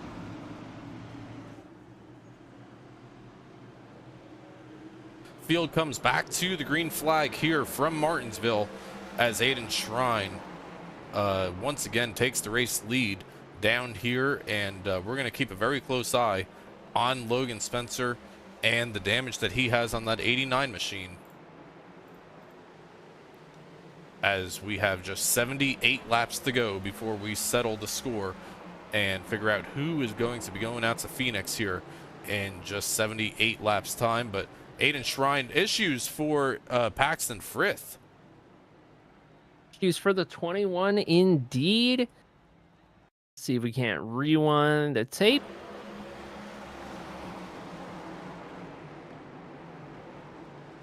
Gary Miller just gets in a little too hard on the corner right there.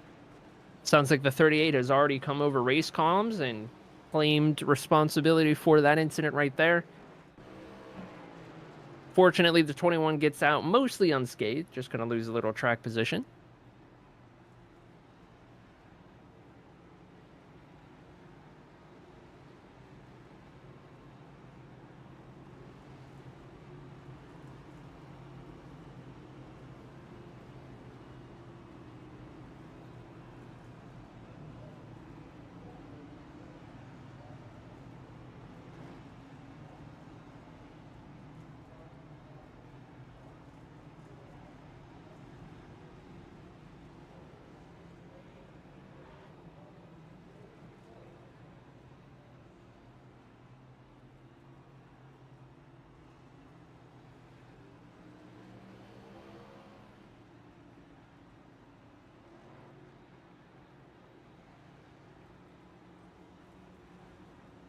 All right, hey, we're experiencing some issues technically here on the broadcast, so we're going to disappear for just a second. Don't go anywhere. We're going to be right back and get this reset and try to look better for these next 75 laps.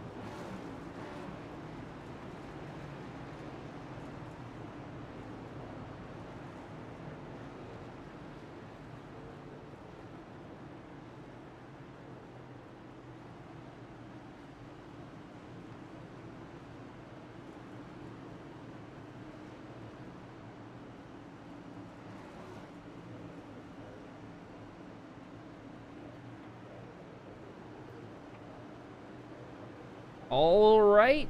Technical difficulties should be sorted just in time for us to get under green one more time. Aiden Shrine going to hit the loud pedal, and down towards turn 1 we roll. Issues maybe already for the 24, who gets punted into the corner. Everyone keeps it going somehow, some way. And through all of the mayhem, we are still under green. Still green flag racing here with 71 laps to go. Aiden Shrine currently the race leader. Matt Semple in second. Logan Drumhiller runs in third. But Mike Miller in that number 24 Ford Mustang has a spot over Logan Spencer right now. We just saw Logan have some issues a couple of laps ago. Currently runs 6th, so we're going to have to keep an eye on that 89 and how far back he falls before this race ends out here. So far, so good for Logan Spencer, the 89, managing a P6. 1 spot behind the 24 on Mike Miller. Mike would need a lot more to be able to make up the difference in points. So we'll have to keep an eye on that as we roll. Up front, Aiden Shrine maintains control of this race.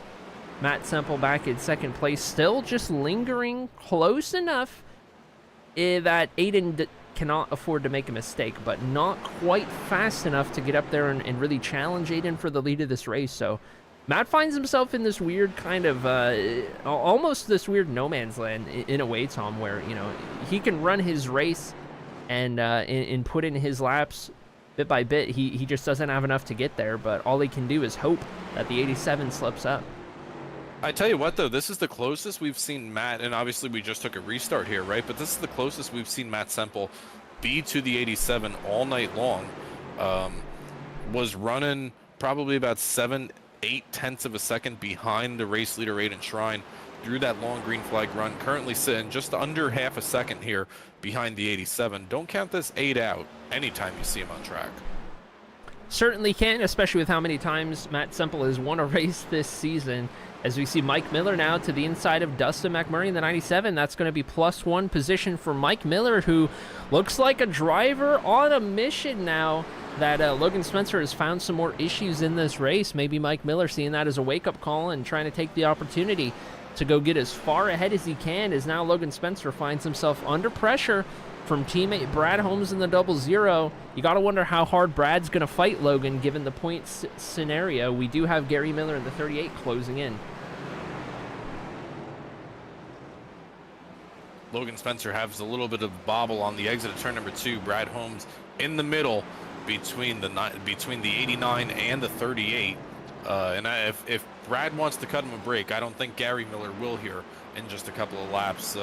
Logan's going to either have to pick it up or Brad's going to have to make a move. And Brad may be making a move down here on the exit of turn number 2.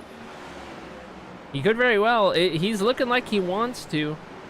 But it looks like Logan's doing just enough at the moment to stay ahead. Though you've got to wonder, with all that damage that Logan has, is any of it going to affect how the tires wear over the course of a run? Could that be something that comes into play oftentimes?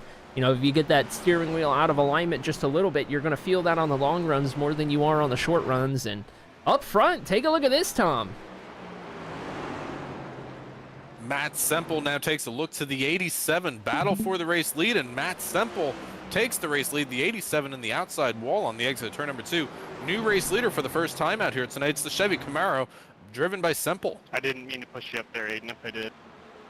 For the very first time, Matt Semple has gotten up there and taken control of the race, and now it is up to Aiden Shrine to try and respond here as we work lap 190 out of 250. Still a ways to go here, but we see Matt Semple's able to get off of the corners so much better. Aiden Shrine has the advantage on corner entry and through the center, but on corner exit, Aiden Shrine is getting real close to that wall. He's hitting it a lot of the times. It looks like that car is just on the edge of control on exit, where Matt Semple just looks a lot more consistent on corner exit. He's exiting lower. The car looks glued to the track. He's nice and consistent. You know, Aiden's got the speed, but it almost looks like Matt has the patience at the moment. Aiden Shrine trying to chase down Matt Semple, and Aiden has kind of been the class of the field all night long out here so far, but now finds himself running in second with just over 50 laps to go, 57 this time by. But Matt's kind of pulling away here. He's opened up almost a half a second gap here. He has, and this is something that we can keep an eye on right here. If we look at the lap times over the past couple of laps right here, Matt Semple has the advantage on most of these laps. continuing to pull away. If it's green, that's good for Semple. If it's orange, that's good for Shrine. See, as we go around this time, Aiden Shrine a little bit quicker. Not letting him get away too far, but Matt has figured something out riding behind the 87 for as much of the race as he has. Yeah, he has. That battle back in 6th place is not going away either. We're going to keep a very close eye on this battle for the race lead, but playoff implications for the 89, still protecting 6th place over Brad Holmes as Brad takes a look possibly to the outside there. He's going to have a little bit of a connection issue there and continue on his way.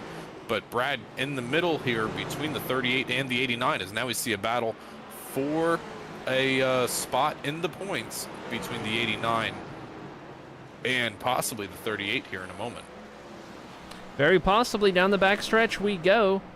Brad Holmes tucking back in line right here, as Logan Spencer really struggles to get that car slowed down into the corners. And now Brad Holmes backs up to the front bumper of the 38 of Gary Miller. Looks to me like Brad Holmes is playing the team game right now. I think there's been ample opportunities for that 00 to make that pass on the 89, but I think he recognizes that he's already locked in. He's a teammate that needs some help, and he's going to try and be the buffer car here, is Brad Holmes. So I don't think he's in a rush to get around the 89. I think he's going to just kind of play it safe and just kind of ride right there and make the 38 have to work a little bit harder if he wants to get around these two. Well, don't count out that 38 machine. That 38 may grow impatient as these laps continue to click out, as we see just 50 laps remaining from tonight's event out here, the penultimate race in the 34 race schedule for these drivers. These drivers know what they need to do to get to Phoenix, and that is to get around the 89 and put some points and positions in between the 89 and themselves. We'll continue to monitor this battle as it unfolds. It looks like for the most part it's kind of steadied out at the moment. Up front, Matt Semple still controlling this race, maybe pulling a little bit of an advantage now on Aiden Shrine. Back in second, we're about to start hitting some lap traffic as we work about 48 laps to go in this race. Keep in mind, these laps go by real quick. We're averaging about 19.5 seconds per lap. And that goes by really quick. So Matt Semple going to start working the lap traffic right here. Aiden Shrine going to hope that as the run goes on, his car kind of comes back to him a little bit and he can give that 8 car a little bit of a challenge. But regardless, Aiden's got to be feeling good about his point situation. Yeah, absolutely. I think Aiden is feeling pretty good about it out here this evening. But Matt Semple leads by about a half a second, anywhere between 0.3 of a second to half a second, depending on where they are on the track and the throttle time that they're using at that moment in time. But I tell you what here, Arie, I don't know at this point, with 45 laps to go, if you're Aiden Shrine, I don't think you're keeping your cards close to your chest anymore. You don't want to let this 8 get too far out. No, if I'm the 87, we're at the point in the race where I want to be in control. So if I'm the 87, it's about right now that I'm deciding to go all out. And we kind of see that. I'm kind of talking it into existence as he closes this gap in on the rear bumper of Matt Semple. But if I'm that car in P2 right now, I'm doing everything I can to get to P1, because you got to keep in mind, Tom, the longer the run goes on, the harder it's going to be to work passes, because when you're on old tires, even though those around you are also on old tires, you can't always trust that yours are going to be that much better. And you want to get those passes done when you still have a little bit more maneuverability. And it's not just that, Arie, right? Because if we get a yellow flag here, everybody comes down pit road. That's going to give the advantage to Matt Semple to potentially be the control car on the next restart here. So, and that gives Matt the same opportunity to possibly take the outside lane, like we saw Brad Holmes do earlier in the race. So, tires are part of it, but I'm thinking, like, you know, just in terms of who's going to control the next restart if we do get one. Yeah, there's no advantage like being the leader when the caution comes out, and you get to restart up there out front. So something to keep in mind for sure, especially with how many cautions that we've seen so far this evening. 41 laps to go. 41 laps might go quick, but it's also plenty of time for something to go wrong somewhere in the field. And oh, by the way, we still have this battle back here, and they're closing in on the 24 and on the 97. So this 3-car battle is going to turn into a 5-car battle, and we're going to have quite the show on our hands. So it's going to be interesting here, right? Because how hard does Logan Spencer push this? Because he knows, we presume, that we know as he runs right now, he's good. How much does this 89 Camaro push it here over the next 39 laps? I mean, you don't want to put yourself in a spot where you may lose 5 or 6 spots if you get caught up in a wreck, but on the other hand, that's another spot for you to extend your lead. Yeah, it's an interesting question. I think if I'm Logan, I'm running as hard as I can at the moment without, you know, taking that extra gear where you start risking stuff. I think I'm running right to my limit, right to my comfortable limit as hard as I can. If I'm the 89, I'm not going to take those you know, riskier lines, riskier attempts at getting speed, but I'll do just about everything else. You see Brad Holmes starting to get really deep on corner entry, almost cleared out his teammate that last time by on corner entry. Got to be a little careful right there, trying to play the teammate game. And you can see the rotors glowing red every single time they come down into the corners here. The rotors just getting super hot as they're using all front brake out here this evening. Now this gap between the 24 and the 89 has opened up, maybe 5 or 6 car lanes between the 89 and the 24. So it's interesting that they were starting to close on them, and now it's kind of steadied or even opened up here a little bit. Yeah, it seems like these cars are very, these drivers are very hit or miss on a lap-to-lap basis. It seems like, you know, the consistency isn't really there, and you know, you might put together a couple good laps and then maybe have one little slip up, and that kind of gets in your head a little bit. It's super easy to happen at a track like Martinsville, a very rhythm-based track for certain. So we hear a car go sign. That's the 97 of Dustin McMurray. Gets loose on corner entry, and that's going to back this field up. Mike Miller has a little bit of a bobble, maybe more issues. Oh, and Mike Miller into the side of the 89, into turn number 3. Issues for playoff contender Logan Spencer once again. And Logan had been doing so good to work his way up through the field and keep himself in a great spot. This is going to have him sweating just a little bit. Does avoid going a lap down right there. We're going to replay as to what happened here for Logan Spencer. Going out of the corner, Mike Miller just kind of has to check up. He gets tight, washes up the track, and gets into the 89. And it looks like Mike Miller's come over the race comms to claim that as well. I didn't know how fast I was going there. We're good. Trying to type out this goddamn Matter of fact, shit. Give us just a moment to stand by real quick while I turn off the race comms on the broadcast here.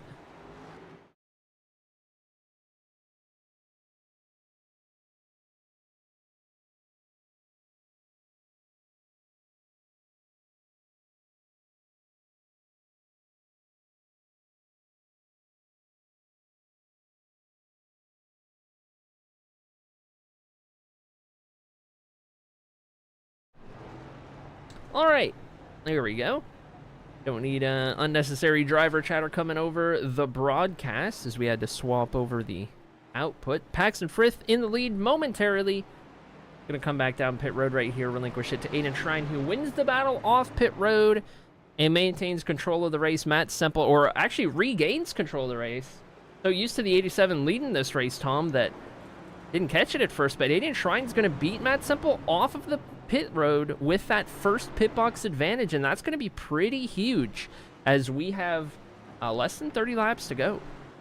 He does. Aiden Shrine had just under a second faster time on pit road, so that second was all that the 87 needed. Now this puts the control back of the next restart, like we were talking about maybe 15 laps ago, to the 87. We're going to see a restart probably somewhere in the realm of about 35 laps to go out here. And well, I think at this point, Arie, with the championship on the line and just a race win on the line, I think maybe the gloves now start to come off. Could certainly be the case. I think Brad Holmes cycling back to the Back of the pack here for this restart. Lights are out on the pace car. See Mike Miller pulling down to the inside, claim responsibility on that incident, so he's going to go back further in the field, and that's actually going to benefit Logan Spencer, who's now third car on the inside. And would you look at that, Tom? Logan Spencer did have a fast repair, and that 89 is brand new as we get going once again. Aiden trying to control this race, and now Matt Semple's got to watch out for Dustin McMurray. Give us 28 laps to go this time by in the Frith Construction 131. Aiden Shrine opens up a half-second lead over second place, and the battle for second place heats up between the 97 and the 8 between Dustin McMurray and Matt Semple. That's what Aiden Shrine loves to see in his rearview mirror. Logan Spencer, we thought he was going to be cooked and toast a couple of minutes ago, still runs in 5th. That he does. Had that fast repair when it counted. And now for the final run, has a nice clean car. All he's got to do is maintain what he's doing, and he'll do enough, I'm pretty sure, to make it into the final 4. Gary Miller just behind is going to be the closest driver to knocking him out of the final 4, so he'll do everything he can to keep that 38 behind. Up front, though, Aiden Shrine, he's doing everything he can to not give Matt Semple the chance. He's going to try and run and hide here. Not even let that 8 car close in. Half a second difference. That's the difference between first and second places. You see the field come down into turn number 3. The field of 13 drivers out here for the Friggy Diggy Racing League. And Gary Miller has a slide on the exit at turn number 4. Going to be contact with the inside wall possibly, but he's going to keep that machine rolling. We stay green here with 24 laps to go. Aiden Shrine now starting to get under fire here a little bit from Matt Semple. Matt's starting to close that gap here a little bit less daylight between the 8 and the 87. Matt Semple certainly closing in the gap, and Aiden Shrine is feeling that pressure. Speaking of, Dustin McMurray is going to go for a slide. He can't get it corralled. He's going to go around, and that's going to bring out another yellow. Oh, big contact for Gary Miller. Mike Miller to the inside wall as well. Trying to avoid the incident right there. 18th caution of the evening. Multiple of our playoff contenders involved. See if we can't. We can already see the 97 has just lost it on corner entry. We've seen it all night long with the 97 just getting way too loose. He gets up into that wall, and he kind of gets a crowd, but then he just can't quite get back on the loud pedal without losing control. And from this point, he's just in the middle of the field. I think you got to lock it down at that point, Tom. Yeah, I mean, it's unfortunate, right? But, you know, it's easier to miss a stationary target than it is for you to miss everybody else as they come through. But issues for Gary Miller here. Now, we do believe that Gary Miller has not yet used his fast repair, as we've seen kind of that same damage on that 38 car from the start of the race. And yeah, he's going to use the fast repair now and get restacked. So not the end of the night for the 38, not the end of the night for the 24. Both had it in their pocket by the looks of it. They did. And well, now the playoff drivers that we're keeping a very close eye on out here tonight. Logan Spencer going to be restarting 4th here. Gary Miller 5th, and Mike Miller in 6th. So this is going to, I mean, we're going to have a restart probably with, what, about 15 laps to go, 20 laps to go? I would venture to say we're probably going to be looking at about, let's see, are we going this time? Lights are still on the pace car. We'll call it maybe 18, 19 to go by the time we get restarted, and that's just enough for a fun little short track shootout. One thing that we learned through this most recent green flag run that we just saw, Ari, Aiden Shrine kind of takes off for the first 10 laps or so, maybe a little bit less. And then Matt Semple comes back into the conversation because Matt Semple was certainly closing in on the back of that 87 the longer that run went along. Yeah, I think Matt Semple's probably hoping that this run goes all the way to the finish right here. It seems like, you know, the 87's got that short run speed, but Matt Semple might just have a little something figured out as the run goes on and as you kind of settle in and you need to figure out that rhythm, right? It's a rhythm track, so Matt Semple's got that figured out. Aiden Shrine's got the speed. We're going to see which one wins the race as the pace car pulls off. We're into the restart zone one more time. Aiden Shrine on the loud pedal, and down into turn one we go. Logan Drumhiller now up into the conversation for second place. Underneath that 8 machine, Matt Semple going to be able to power down and use that momentum on the exit of turn number 2 and protect second place. Set sights on race leader Aiden Shrine, but Logan Spencer tries to make his way up to third. Brad Holmes goes around in the back of the field.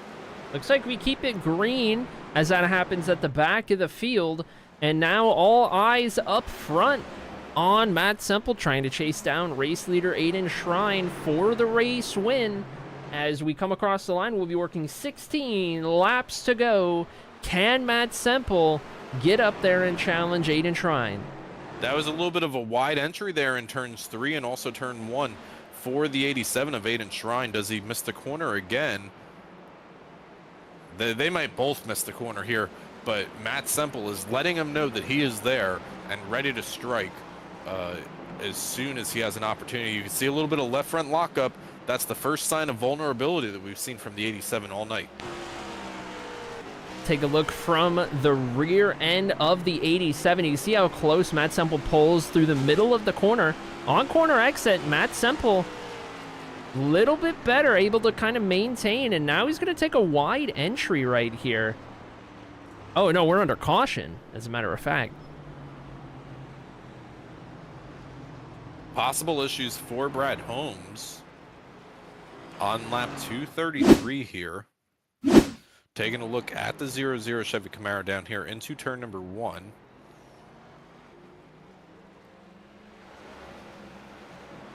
Oh, the 901.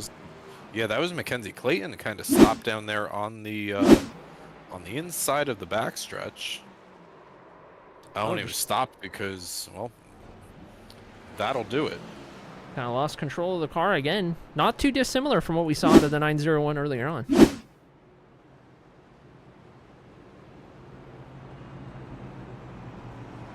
Couple of drivers making their way onto pit road as we work lap number 238 of 250 out here. Brad Holmes on pit road, Jaden Wicks on pit road, Mackenzie Clayton also on pit road. One thing that, well, I don't think they necessarily have fresh tires here, Arie, but Logan Spencer last pitted on lap number 219. Gary Miller and Mike Miller, the two drivers trying to chase him down, have about 10 lap last pitted on 229, but I do believe that they are working on the same tire set as the 89 is. Could very well be the case, given the speed in which those pit stops happened. It looked like for the 38 and the 24, both pit stops were just long enough to take the fast repair, but no tires, probably not even any fuel either. So probably about even on the tires, though. Given the tire sets are probably all out, any of these slides that these drivers are going through are going to make more of a difference because these are your tires for the end of the race. This is all you got. And let's not forget, these drivers have the opportunity for, I want to say it's 3 green-white checkers out here. Let me see if I can't fact check that here.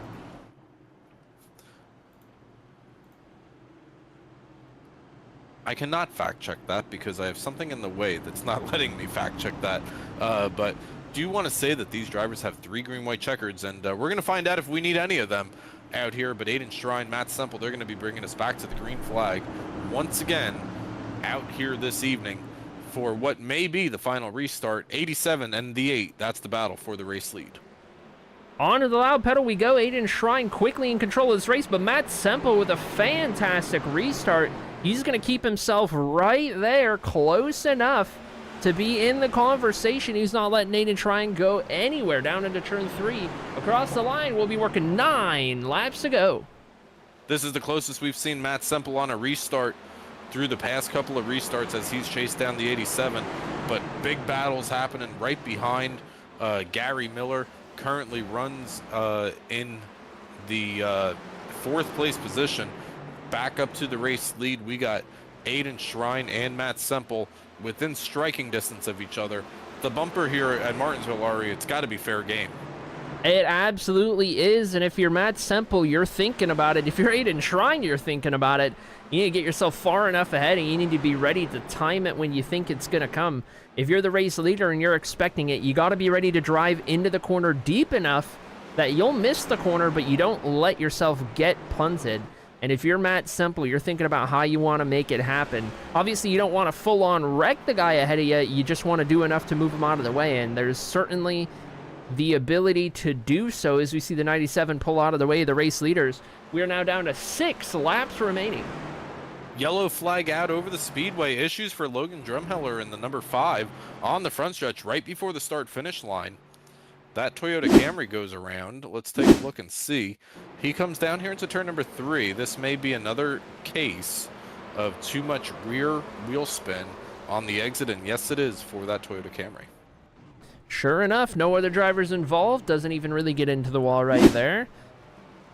So no harm, no foul, unless you're Matt Semple, who I think is probably going to be the big loser on that caution, Tom, with how close he was to Aiden Shrine. This is going to give Aiden Shrine the ability to get that great jump like he likes to do on these restarts with little enough time.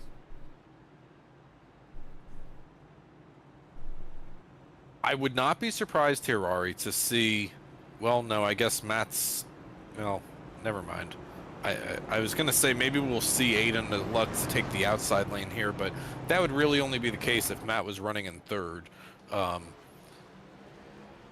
I do like the position that Matt Semple's in here because he's been able to improve both of his last 2 restarts. We've seen him get closer and closer earlier and earlier in the run. So obviously this is playing into Aiden's hands here because he's got the opportunity to have another great restart. But Matt's been learning every single restart out here this evening, and maybe the 3rd time is the charm for the 8. Matt Semple's certainly been learning more as the restarts go on. If that trend continues, he'll be in a great position. We do got to keep in mind that the 89 and the 8 are teammates. So does Logan decide to cut Matt any slack, or does Logan see his opportunity and want to take that more than anything? This is really the first time since the start of the race that we've seen Logan this high up in the running order. So I'm sure he'll want to do everything he can, especially to stay ahead of that 38 who he's battling for that final cutoff spot. If you're Aiden Shrine, what are you thinking on the restart, Tom? Do you want to go early? Do you want to go late? Do you want to, like, how do you want to play this? Because you got to do everything you can to get a gap. It's hard to say. I think my answer comes through turns 3 and 4. How close is the 8 on my right side door? How close is he to my right front fender? Because I'm the control car. If he's teetering the edge of being in front of me, I'm going as late as I can because we know that the 87 has to get to the start finish line first, and that's going to kind of catch Matt right off guard. But we're about to find out what the 87 does here. Matt's given a little bit of room here.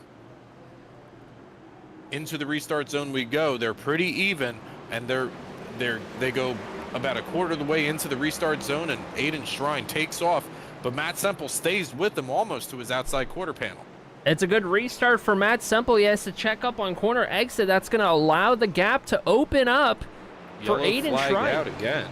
Yellow flag out again. Issues further back for Brad Holmes than the 00.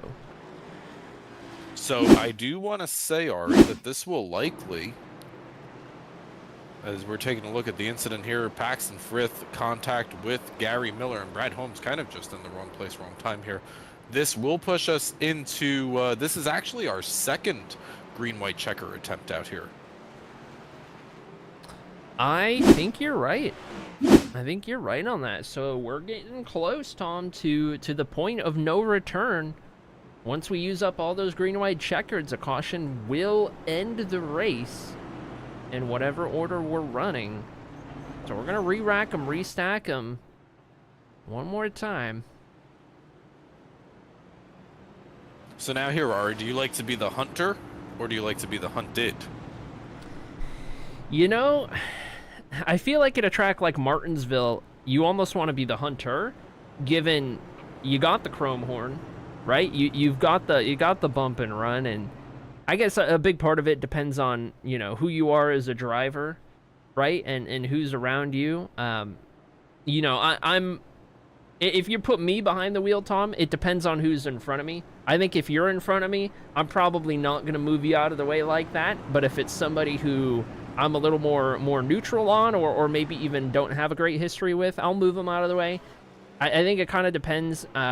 With my racing style, I prefer to be the defensive driver when it comes to these, you know, even tire scenarios. And it's just straight up on, you know, if you're defending to the finish or if you're attacking to the finish. I feel like I've kind of developed my defensive driving a lot over the years, and that's what I like to do. But Martinsville is Martinsville.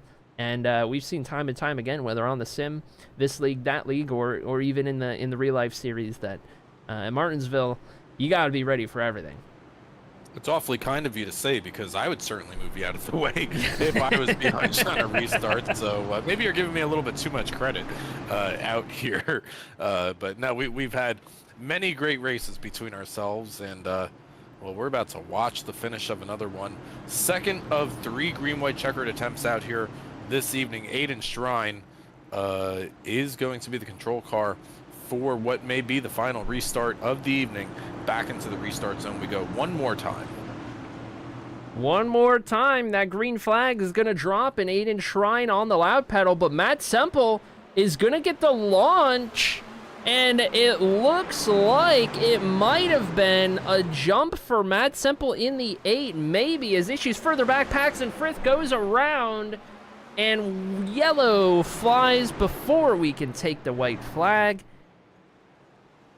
And we will wait to see if that does indeed end the race. We'll take a look here. It does not. This will be our final attempt at a green-white checkered. There you have it. Logan Spencer collects Jaden Wicks. Goes around with wheel spin off of the corner. We've seen that time and time again. Just about half the drivers having managed it so far this evening, so... Add Paxton Frith to that list. We'll get ready to re-rack them, restack them. One more time. I would love to see, actually, Tom, while we're under caution. Let's go back and take a look at this restart right here. Let's take a look at this restart. Let's go on board Matt Semple.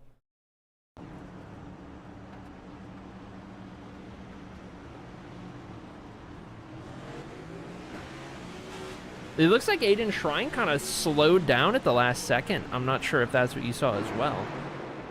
Let's see if we can't get another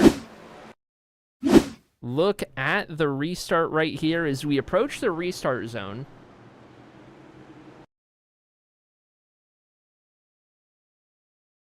'87 is the control car on the inside.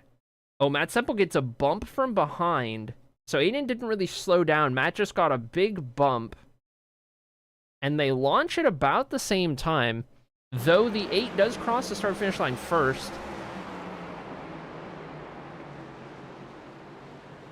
The 8 car did receive a black flag, though race control cleared it, so... situation to continue monitoring for sure. So it looks like it was more from the push from behind than anything.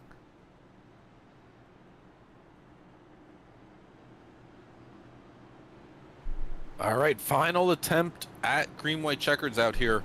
Drivers have 3 to use, and all 3 have been used. Now, this doesn't necessarily mean that we're going to run to the checkered flag. It's still going to be the next flag ends the race. Overtime rules in effect.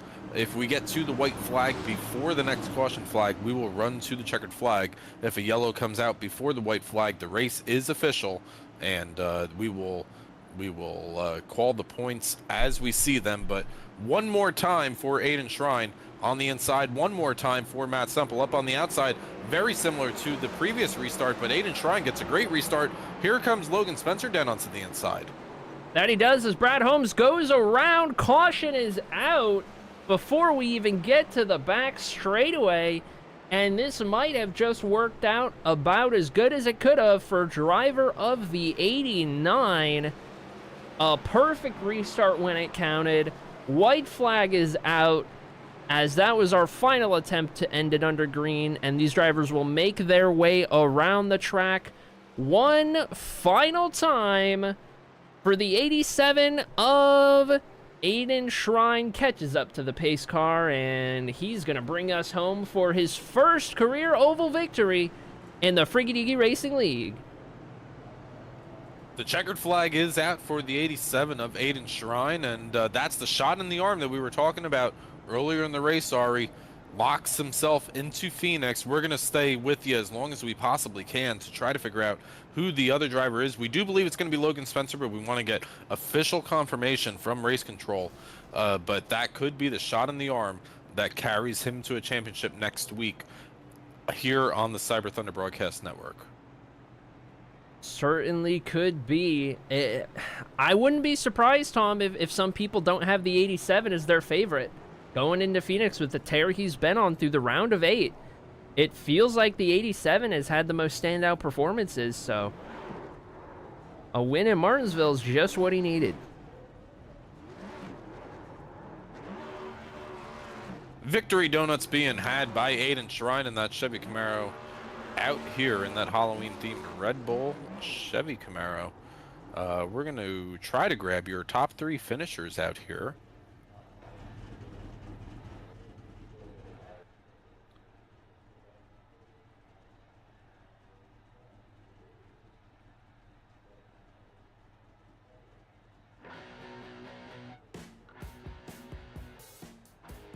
As we wait for them to make their way in here, looks like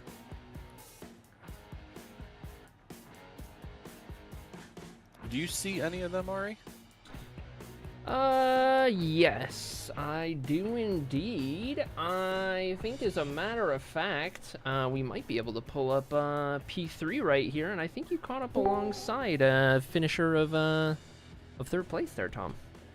Yes, I was able to, and Matt Semple, you come home 3rd out here after leading a whole bunch of laps in the penultimate race of the season at Martinsville Speedway out here for the 5th Construction 131. Matt, you had a couple of really great restarts there at the end. Ultimately, the caution ending the race. What more would we have been able to do on one of those final restarts there, my friend? Yeah, it was a good race there. It started off really rough for me. I just kind of got caught in, well, bad qualifying, and then it just was in a bad position at the start there. So finally made my way back up near the front. And yeah, those final restarts, I don't know, it's getting the shot from the guy that's in 4th, you know, coming to the restart zone, and you're trying to wait on the leader. It kind of just really screws over your whole entry into 1 and everything, and, you know, you're trying to get on the throttle to match the leader. So the shots from the guys in 4th definitely didn't help. I think the couple restarts that were good for me, I didn't have any help from behind. So I don't know, it's just one of those things, short track racing. I mean, can't be too upset. Top 3's pretty good. I just wish I had maybe a little more cleaner restarts there near the end, so I had something for Aiden. Yeah, it's one of those things that if they're timed absolutely perfectly, they could be a real big advantage. But those ones that we saw were really not timed perfectly, and kind of messed the up down there into turn number 1. Matt, I kind of want to go back to the beginning of the race. You kind of touched up on it here just a minute ago. You started 8th out here tonight, and it was a while before we said your name as a contender out here tonight. You kind of disappeared into the oblivion in the back of stage number 1, but what was your thoughts, and how were you approaching stage number 1? Was that on purpose, or what were you doing behind that 8 machine? Yeah, to be honest, I just I didn't get enough practice in throughout the week, so that's on me. Clearly, these other guys did, and they were just fast right out of the gate. And excuse me, sorry. I was trying to. I think I joined the session at about 8 o'clock or something like that. So I was just trying to get as much practice as I could, and I didn't have the track quite figured out yet. So that set me back in qualifying, and then I got into a couple early incidents there and was just trying to fix damage, and I think I went a couple laps down in stage 1, just kind of seeing how the race plays out and how many cautions there were happening. I felt comfortable going laps down and getting the lucky dog. So yeah, I just tried to get all the damage fixed. I didn't want to use that fast repair just in case something happens near the end and you need to use it. So I just kind of rode in the back. It's kind of nice having that win in the first race of the round of 8 that you're locked in. So kind of played on that a little bit, and then just started getting track position the more laps we ran. Well, so now you've got the seat at the championship table after you got that win at Las Vegas Motor Speedway a couple of weeks ago. Gotta ask, how you feeling about your chances at the overall championship next week at Phoenix? Phoenix is kind of hit and miss for me, so I will be putting more practice in throughout this week, this next week here for Phoenix, and just gotta hope that you have a clean race and there's no mistakes on pit road, and yeah, just try to give it 110%, and yeah, wish for no mistakes or bad accidents happening in front of you. Well, best of luck to you next week at Phoenix. If you're able to take the championship in the win, that'd be your 11th win on the season, which is just pretty incredible, and certainly a championship caliber run for that 8 machine. But Matt, as we always do here on the CyberThunder Broadcast Network, we're going to open up the floor for you. Hays and highs, and anybody you want to say hello to watching you come home third back home. Yeah, thanks for Tom and Arie for doing the broadcast. It's always great to go back and watch. You guys are really entertaining and do a really good job of capturing the whole race and the background stories and everything like that. Thanks for Paxton for sponsoring tonight's race. I'd like to thank Jaden, the league owner here, all the guys who run here every night. It's a lot of fun. I'd like to thank my my friends and family, my mom and dad for watching, and my smoking hot wife and my daughter for letting me do this. All right, Matt, best of luck to you next week at Phoenix in your quest for a championship here in the Frigadiggy Racing League. We're going to let you go debrief and maybe get to chat with you next Wednesday as well. Thank you. All right, third place finisher Matt Semple getting out of here, and second place finisher Logan Spencer, brought up by my co-host Miss Arie Heinzman. That's right. We've got P2 finisher and, more importantly, the fourth and final competitor for our Final Four battle for the championship next weekend in Phoenix. Logan, you had maybe the craziest race out of anybody in the whole field tonight, which was pretty fitting for being the driver defending the cutoff position. But here we are at the end of it, a phenomenal restart when it mattered to secure second place. I think you would have been good in third anyway, but why not? Little cherry on top. You started P2, you finished P2. How are you feeling? Oh, the heart's going a mile a minute right now. Yeah, I just I was worried about that last restart. I didn't want to get pushed into the corner from behind. Ended up pushing Aiden in a little bit, but it worked out in the long run there.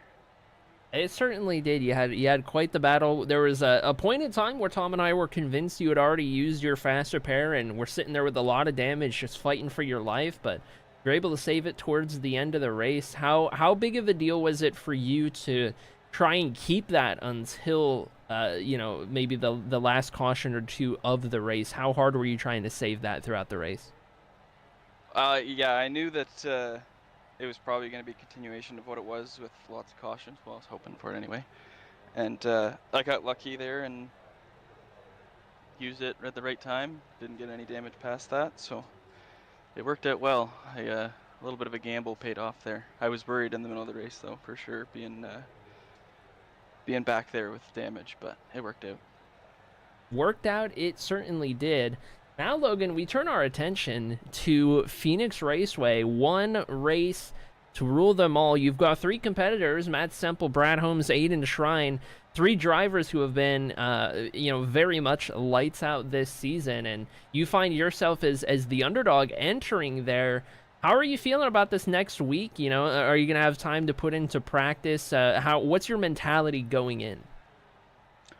Well, I'm definitely going to lock in, run as many laps as I can, figure out, you know, long run speed, short run speed, what I can do with a setup, and I'm kind of thinking they can be aggressive when it needs to be, and I know the old Maple Missile and Brad are really pushing hard for that championship, so we'll see how it goes.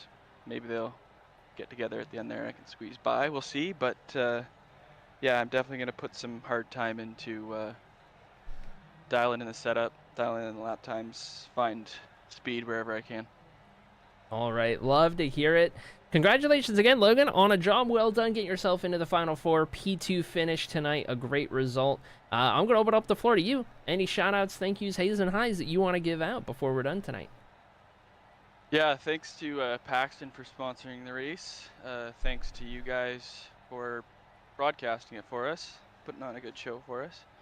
And all the friends and family that are watching here tonight. So that's about it. Alrighty, well, let's send you down to celebrate with the team, Logan. And that brings us to the driver of the day, and I believe Tom is caught up with our race winner. Driver Aiden Shrine picks up your 4th win on the season out here in the Frigadigi Racing League, out of style of track very different than your previous 3. Aiden, Tom, and Arie up here in the booth. How are you doing tonight, sir? Good. How are you? We are doing all right. We have been following the action for 250 laps plus out here tonight. We've seen you win at Sonoma, Charlotte Roval, and also Watkins Glen. But tonight you get your first oval win in the Frigadigi Racing League. And Arie and I, we were kind of talking tonight about how you've kind of gone from dark horse to very well up in the championship favorite for next week at Phoenix. How do you feel about your opportunities next week at Phoenix before we talk about Martinsville tonight? I think I'm gonna be up there at least. I'm not sure how good I'm gonna be, compared to today, but I like Phoenix, and just hoping to have a shot at contending with Matt and Brad. Yeah, I think you certainly will, and Logan also joining you guys in the Championship 4. Now, Aiden, you started tonight's race on the pole. You led a good majority of Stage 1, Stage 2. There was a point in Stage 3, though, that Matt got in front of you and kind of remained out in front of you for maybe 20, 30, maybe 40 laps. And we were starting to get concerned that maybe Matt had figured something out. Were you holding the cards close to your chest there with about 50 laps to go, or were you giving it everything you had there? Yeah, I was starting to struggle there in the last stage. I was just locking up the left front a lot more.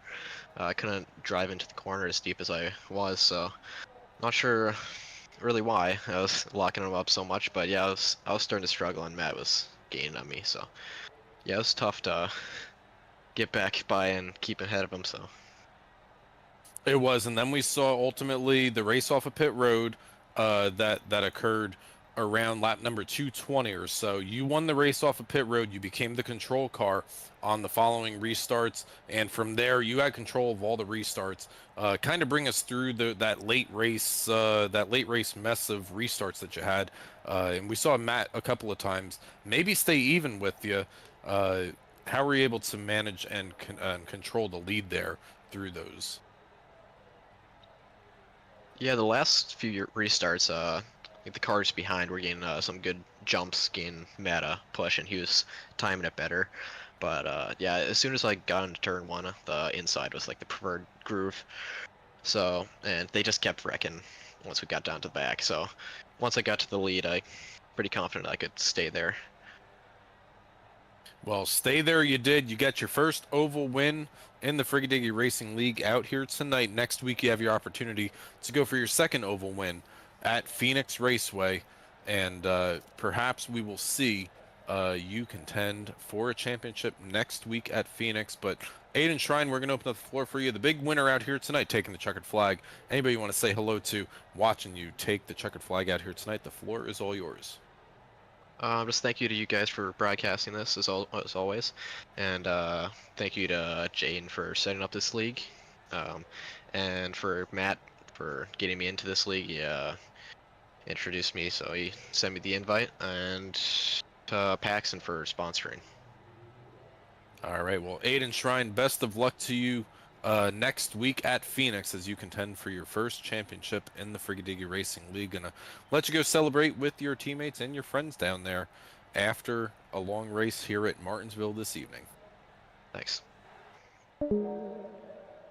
All right, and that's the sights and sounds from Martinsville Speedway. And Arie, we saw a little bit of everything out here tonight. So saw some points be up on the line. Saw some drivers possibly losing tempers as we went along, but Aiden Shrine was able to hang on through 250 plus laps and 3 green-white checkers.